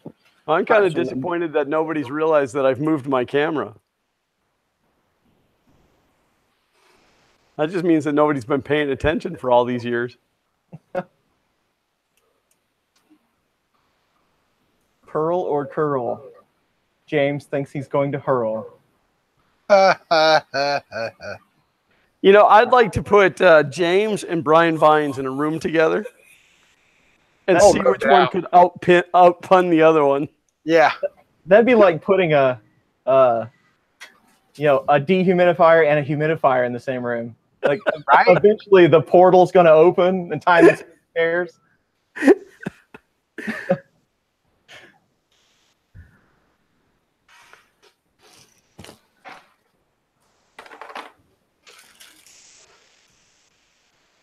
That would be funny. Optical filament sensor time. There's that. James, hilarious. All right. So, oh, don't tell me I was supposed to do that. When's the last time you saw an ABS benchy? It's probably been a while. An ABS benchy? I've never seen an ABS benchy. I'll bring you one next time I see you. Excellent, excellent. I've never printed ABS. Well, I did. I did one time. I just didn't know it was ABS. I was told it was PLA, and it was not. You were just holding it for a friend? It did not. The print did not go well. I will tell you that. Yeah. And James, that's actually not a bad idea. Let's definitely let's look into that. What, Charlie Bowen? What was dead upon arrival? You said it was dead. Hopefully, mine works. Yours was dead upon arrival. Are you talking about an MK2? Maybe your filament sensor. Maybe. Yeah, he said filament sensor. Collins was DOA as well. That's correct. But they're like 50 cents on Amazon. Prime. Real 3D printers use ABS. Only the crazy ones. Matt, I haven't printed that filament yet. And that was actually Zach he gave it to. Remember, he was the one that's like, hey, I really like that filament. Right?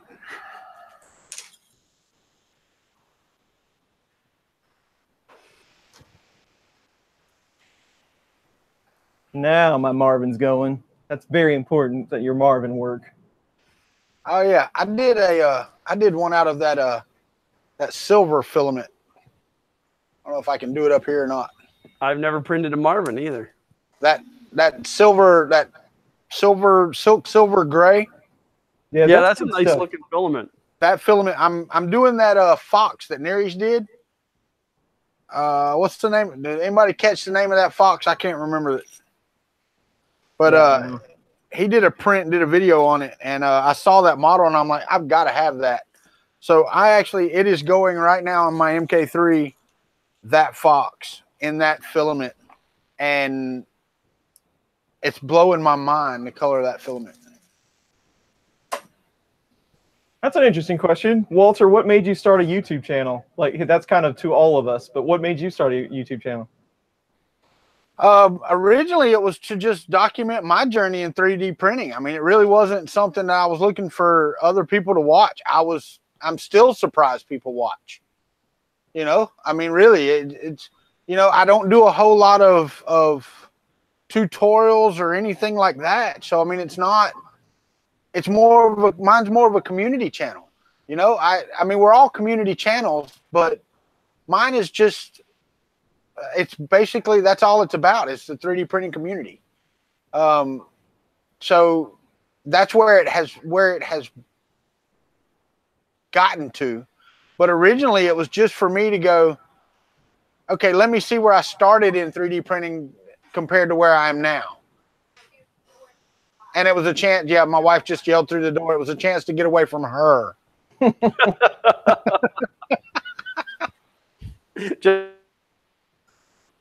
While you're yelling at me, bring me a water. We lost Glenn. He froze. Uh-oh. Hopefully it's not another Windows update. Windows update. Woo! Blink Fox, people are saying. Yeah, that's what it is. It's the Blink Fox. Thank you, beautiful. It is the Blink Fox. And I'm printing it at 100%, and it will probably end up all of that silver gray that I've gotten. It will probably in that roll. I'm crossing my fingers that it finishes. Looking at it now, I'm going to be cutting it close. So what made you start one, Chris? I don't know. Big Steve says they're living vicariously through you. So that's about right. I got you. Carl Brown started one because you guys told me to. Yeah, right. Well, the thing is, though, I mean, you think about it. Carl Brown has a niche that nobody else fills. He does. He does. He works on those Da Vinci printers. That's what he does. I get a lot of Da Vinci questions, and I don't know anything about it. So I mean that's definitely useful.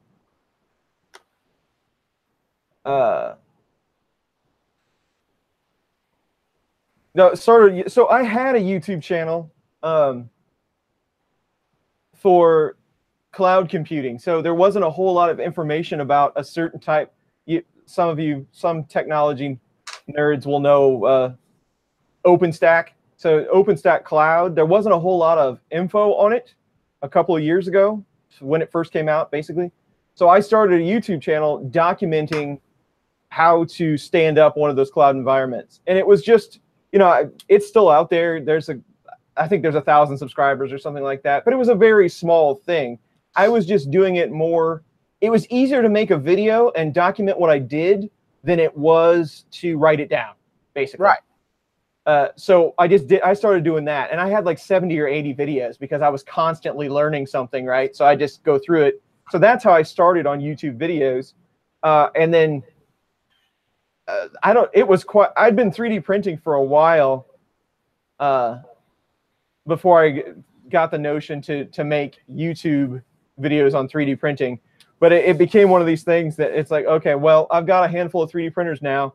If I'm going to continue, buying printers and going down this road, I better make it of some value. Right. So then I was like, okay, well, then I'll just start making tutorial videos for 3D printing and sharing them out there. And now I can justify to myself that I can get one more printer because it helps everyone, right? That's right. We buy vicariously through you. That's right. You know what not to buy when I buy something. There you go. I did want to ask you the other day, and it's one of the reasons I called you on the phone and forgot to ask you while we were on the phone. What do you use to do your time lapses on those long ass trips?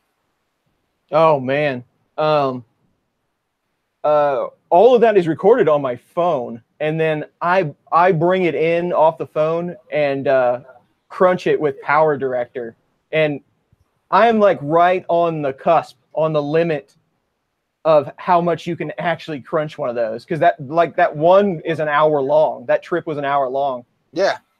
So yeah, I'm really close to the limit on the amount that I can crunch. It's but not I mean, easy. you did the same, didn't you? You did something similar for your trip to Earth, though, right? Yeah, and I had to do that in like two or three different files. Okay, so you must have a ton of memory on your phone.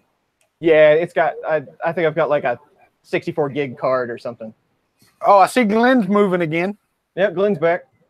Oh yes. So I don't know if that was Windows Update that did that to me again or what, but the computer just shut off. It just rebooted.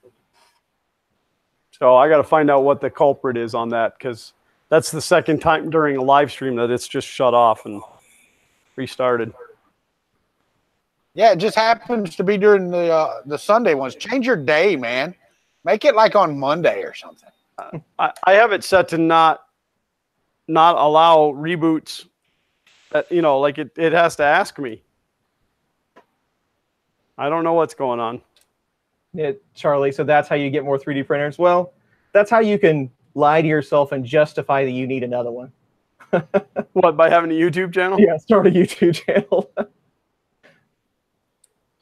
Well, I started the YouTube channel to get Xander more interested in the 3D printing, because he's not a hands-on maker type of kid, and I've always been hands-on and makey type. And when I told him, I said, well, we get that 3D printer and it works out well, we'll start a YouTube channel. And you'd have thought I told him I was buying him a Ferrari. He was glued to me for like a whole week, just wouldn't leave my side. It's all he wanted to talk about. Now all he wants to talk about is Fortnite. Andy is here. Welcome to the stream, Andy. Thanks for joining us. Matt uses a GoPro for those time lapses. Yeah, there is definitely a better option out there, and I need to look into some, because I do like doing those. They're kind of fun. I do too, because like we drive from here to Murph, and we drove from here to Earth. I mean, those are 16-hour trips. Right. I want a time lapse one of those. That would be cool. I think the time lapse at the speed that you do it would be probably an hour and 30 minutes long. Yeah.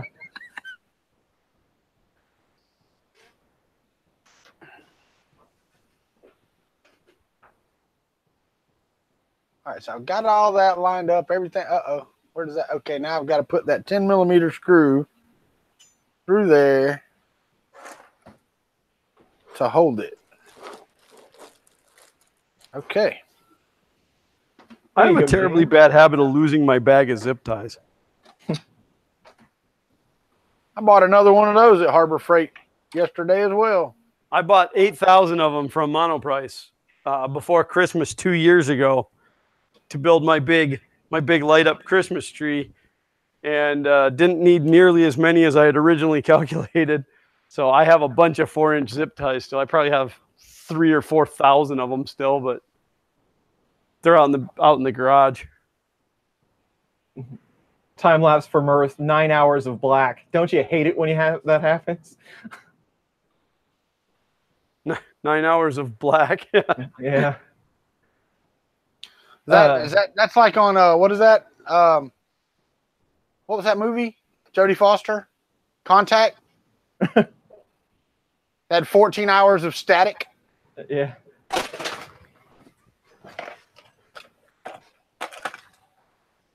Speaking of static, I think it's really funny that when you're watching a YouTube video and you lose your internet connection, that they put up a simulated static screen.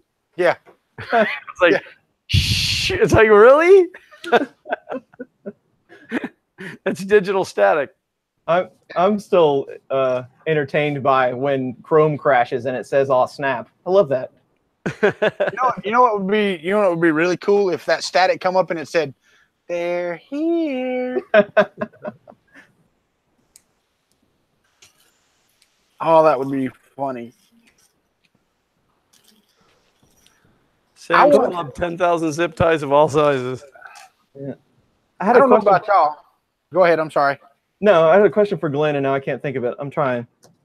I don't know about y'all, but I want to see Axel. What? Axel? Yeah, the movie Axel. It's a new movie about a robotic dog, but it's like a military thing or something like that. I don't think I've seen that advertised. You should find it. It looks really good. Yeah, I'm a wait until it's ready to come home kind of movie guy. I go to the movies once in a while, but usually I just wait until it's. Well, I will tell you, they opened a new movie theater close to us, and I don't know if any of y'all have them. It has a full restaurant, a full bar, all in the theater. Downtown Disney Springs is that way. Yeah, no, this one's up in Tallahassee, and it's you have a you can self-serve where you do your thing or whatever, but then they have where you can actually sit down, waiters come to your table, get your order and stuff. And the food was fantastic. Me and Regina ate there last night, and this one is not just because the AMC we have has beer and wine. This was a full bar. And for Glenn, I know that means nothing because, but. Right. No, our AMC just went through all the renovations and has the big electronic, the electric recliners and all that fancy stuff now too, but. And a bar. Kit joined the stream. Thanks for joining. Uncle Ron says those connectors are, they say 32 amp, 250 to 600 volts. Yeah. All right. Motorhead Mitch is here. Hello, Motorhead Mitch. 32 amps at 250 volt. 32 amp, 250 volt / 600 volt. Well, the 600 volt would be low voltage or low amperage.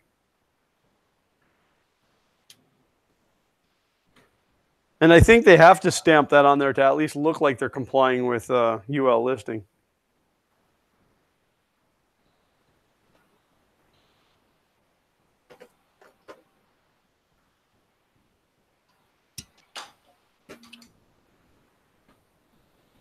"3D Maker Kid, you can't figure out your CR10 firmware."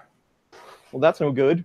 Yeah, he wants to update his firmware on his CR10, but I told him I wasn't really familiar with the CR10, and being that Creality hasn't given me one. Didn't Tom just did the update for Marlin, right? Or something like that for kit printers? Yeah, he's got a video out today. I don't know if that'll cover the Crealities or not, but I go to Chris Riley of Chris's Basement for all my Marlin needs. For all your Marlin needs. That should be your tagline. PC plus PBT filament. I don't know that one. all right. Now I've got to take the motor off of up here. Woo! Got to have the extruder motor.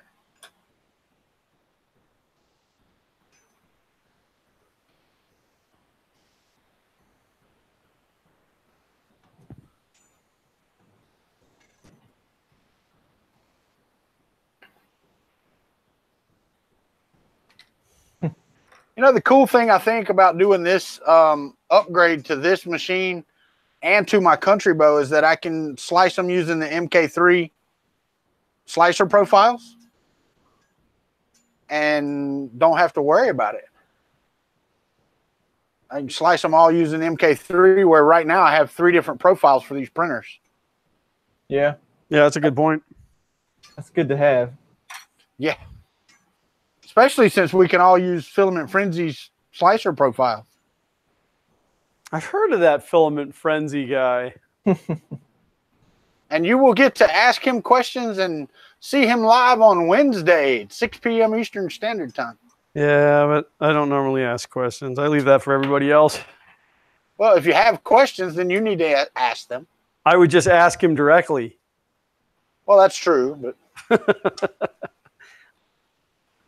I mean, don't you know who I am? I'm the Fun King. He's literally the king of fun. who's the guy? By the way, that does not work. Like if you go to a restaurant and you say, I want a table, don't you know who I am? I'm the Fun King. Doesn't work. That should totally work, though. Why does that not work?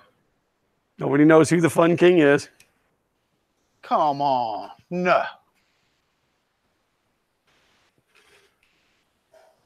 Chris Lane, Ventura 3D. Hello.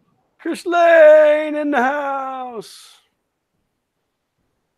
I'm going to have to find that little bitty Allen wrench, I guess.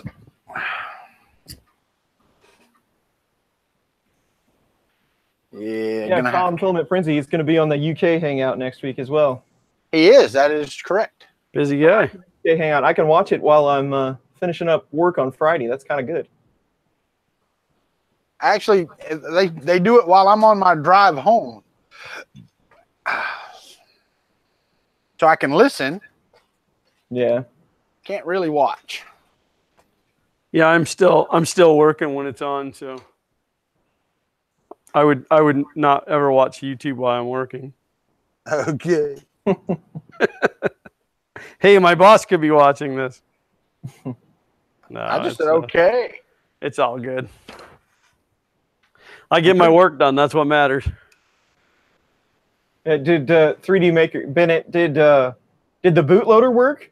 Because that sounds like you've got an SPI issue.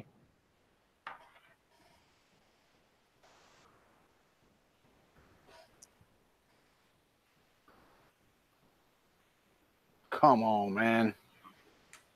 Well, guys, as fast as that was, that is 2 hours. Yes, it is. And I probably have another project that I need to head off to anyway. Yeah, sure. Next week you'll pick a longer project, won't you? Yeah. That was success for me. I was happy with that outcome. I didn't think I was going to get that done. So Actually, it wouldn't have been near as short if you actually did it on the stream instead of doing all that soldering and stuff before. That's true. I need to quit what is that? Movie magic. I need to quit doing all the pre-work. Yeah. The thing is, it's habit to you too, though, because you'd have to do all that prep for your videos. Yes. You know, so it's very true. Yeah, when you get to doing these, you're like, oh, I got to do this and I got to do that. This will be done. And see, I don't. I bore the people with all of it during the video. Right. That's me. Robbie Max calling us quitters. All right. I really wanted to bring that FK1 over here, but I don't have any way to carry it over here.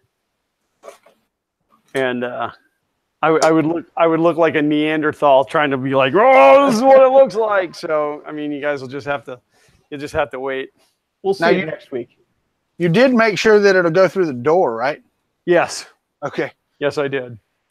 Don't pull an Ivan. No, it's I forget how wide it is. I have a 3-foot doorway coming up here, and it is right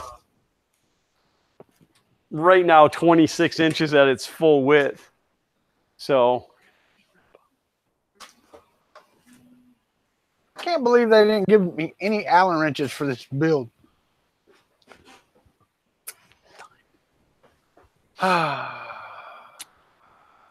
Okay. Can I be co-host next Sunday? Yeah, we could probably work that out. Is everybody planning on being here next Sunday? As far as I know. I probably will not. I'm not going to say I won't, but I probably will not. All right. Perfect. This coming Sunday is my wife's, I'm going to tell y'all, her 25th class reunion. So they're doing something on Sunday. What, she graduate when she was 5? Right? I know, right?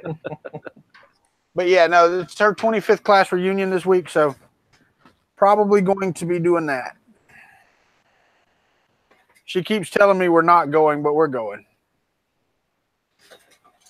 Mitch, yeah, we can work that out. The way that this stream works, for those of you guys that don't know, it is definitely based on the 3 of us, hence the Fun Country Basement. But we like to have a substitute if one of us can't be here, or even once in a while throw a 4th person in. But we are trying to limit it to no more than 4. We don't want it to get too big and crazy, because then it's hard for us to have a conversation. These streams really started so that the three of us could just kind of hang out. So, but it's fun to throw somebody new into the mix once in a while. So if you guys are interested in being a guest co-host at some point, then, you know, shoot one of us an email, and I guess we're going to have to come up with a schedule, aren't we? But we'll see how all that goes. We just need something to keep track of whose channel is on next for us. Well, the website can do that. No. I'm just saying, like, yeah, I guess it can, but I'm saying the back end needs to say, okay, I've got it this week. I need to put it like on my calendar. This is my weekend, you know. When I like, I'll add to the back end so that when you pull it up, like, it'll show, like, it'll just list all the Sunday dates, and it'll put tentatively whose channel it's supposed to be on.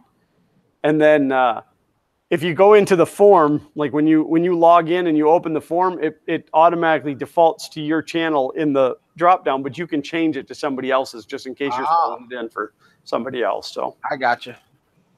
I want it to be as easy as possible. You need it to be, if I'm working on it. I don't like redundant work. Like, I don't like having to do the same thing twice. I'd rather write a script and let the script do it. Right. Automate everything. Mitch said, totally understand. That'd be cool. I got printers to work on. Well, Mitch, I'll let you in on a secret. You don't have to be on our stream to work on your printers. But it's what we do in these streams is little things that need to be done that we can't really shoot a whole video for.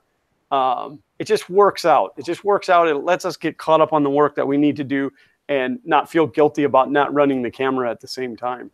So unless you're like me and you're doing an upgrade, because I'm doing this live, and I'm probably going to stop here in a minute and do some more tomorrow. I think I heard my wife yelling at me for something. When does that not happen? I think she was telling me somebody said something or something. I can't remember. Ron says they have every Sunday at 4. Yeah. But that actually could change. I mean, 4 o'clock's been working for us, but in the beginning we talked about, you know, if we have to bend that to fit around a schedule, we definitely will. Yeah. So. Well, all I have left to do on my project for the day is to plug everything back in and hope that it doesn't catch fire when I turn it on. And I should be back in business with my still bad PEI sheet, but I don't want to go through the process of replacing that PEI sheet, being I have a new bed coming. Well, I'm not gonna lie. I'm not even nowhere near that close to finish with this. And I have a Noctura fan for the FK1. I have a new deburring tool. If you guys don't have a deburring tool, it's made for like deburring PVC pipe and stuff in plumbing and copper pipe, but these are awesome for removing the elephant footing on your prints and for boring out holes. If the hole's like a little too tight, you can just run that around there. So, and this, like, I don't know, I think I paid $8 from Amazon for that. I have 10 meters of belt. This is like a mailbag Monday gone AWOL right here.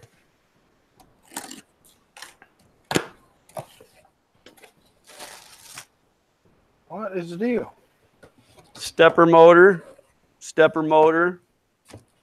some capacitors.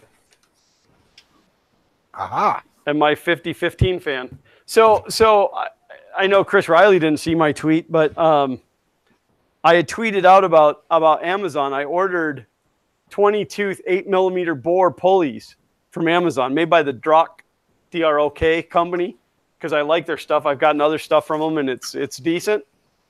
And they sent me a bag of 5mm bore. So I went online and I did the little form to request a refund replacement. And they said, all right, we're shipping you out a new one. Keep the old ones. And I thought, sweet, I could always use 5mm bore pulleys. And then, so when the replacements showed up, they were also 5mm bore pulleys.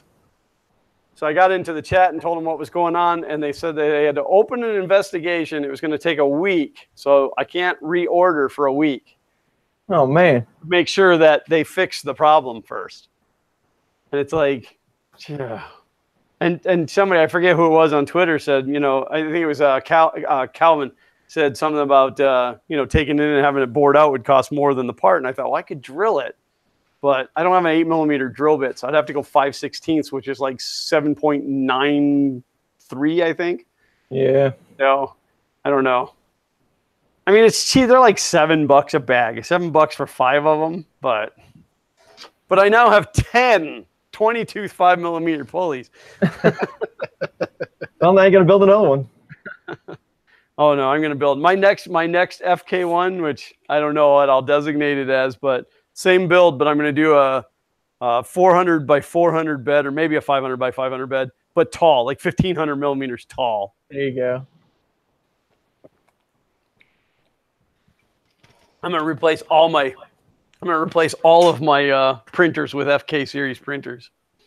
Mad Mike, I need 2. I just need 2, but we'll see what happens. And again, I mean, there's other brands out there that I could order. I just know that the DROK ones are good. So, yeah.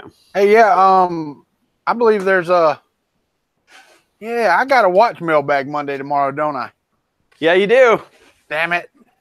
That's why I was trying to get my new graphic, and I couldn't get it over here, but I included you in my new sponsor graphics. Did you? Yes, I did. You're so nice. It's not showing. Why isn't that showing?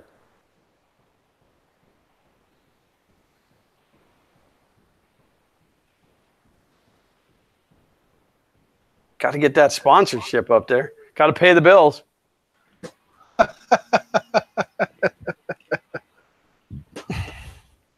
And for those of you who are curious, yes, I have pizza.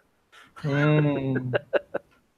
Let me tell you my quick horror story. I know Chris is like ready to go. He's like, it's over. I got to go. I went to, we stopped at Little Caesars. It's on the way home from church. And, they have that $5 never hot and ready pizza.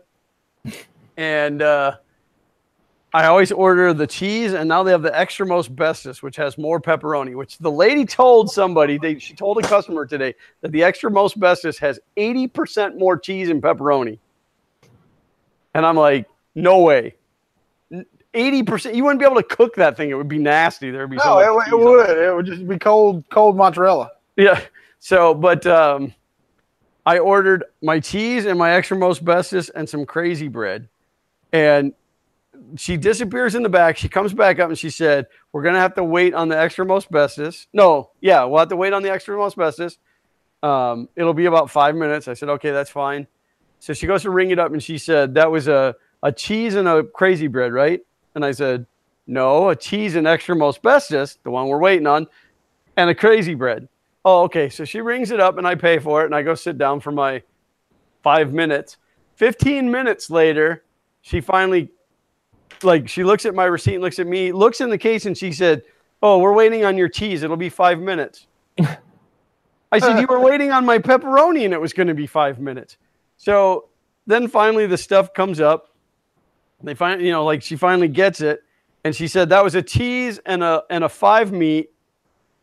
No, wait. When she said they were waiting on the extra asbestos or on the cheese, she said, I have your 5 meat, but we're waiting on the cheese. And I said, it's a pepperoni extra asbestos and a cheese. And so then when she goes to put it up, she goes, that's the 5 meat and the cheese, right? And I'm like, no, it's the pepperoni and the cheese. And can you guys see what I'm eating here? That would be the 5 meat. Yeah, because when I got home and opened the box, it was a 5 meat. I mean, the upside is it's like $9 for this and $6 for the other one. So I got $3 worth of toppings for free, but gotta love it. Still, man. I mean, that's, how many times did I tell her,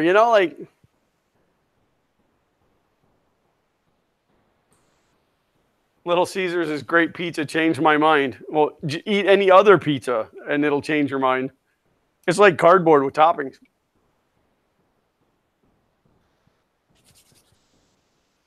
I have to say they had that $5 dinner box with the deep dish square pizza. Yeah, their deep dish. Yeah, that $5 box, that was pretty good. Cannot complain about that.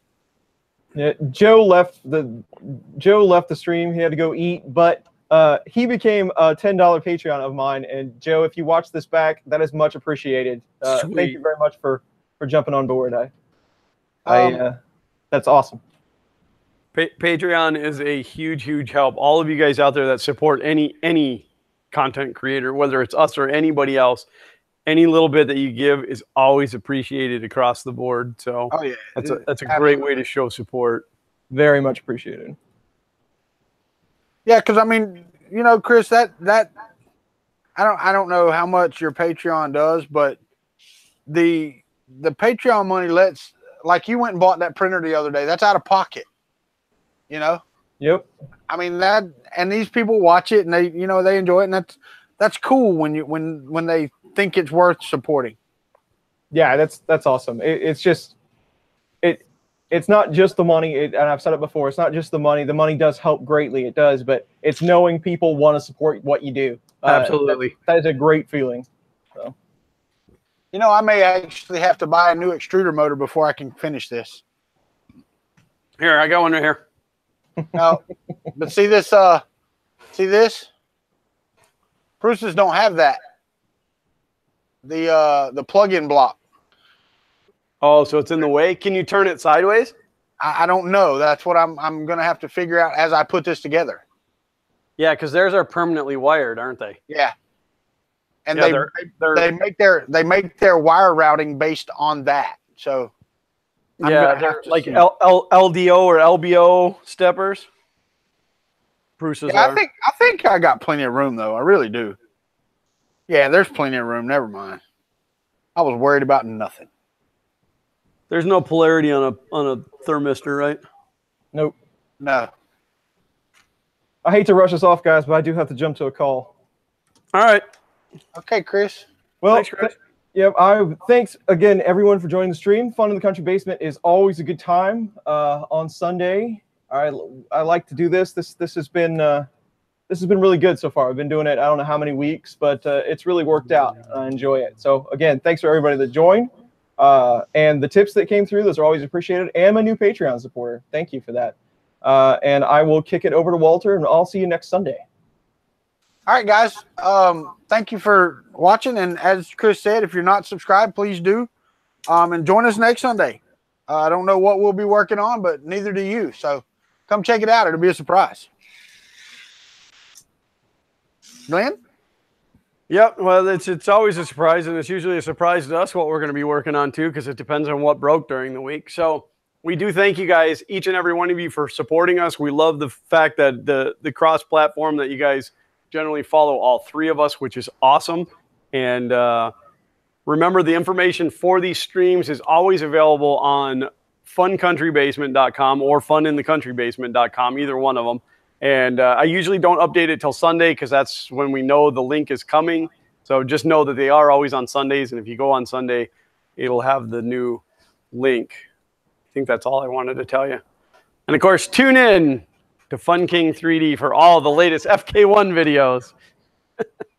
Oh, yeah, and I'll see y'all tomorrow night on Country Time, too. I forgot about that.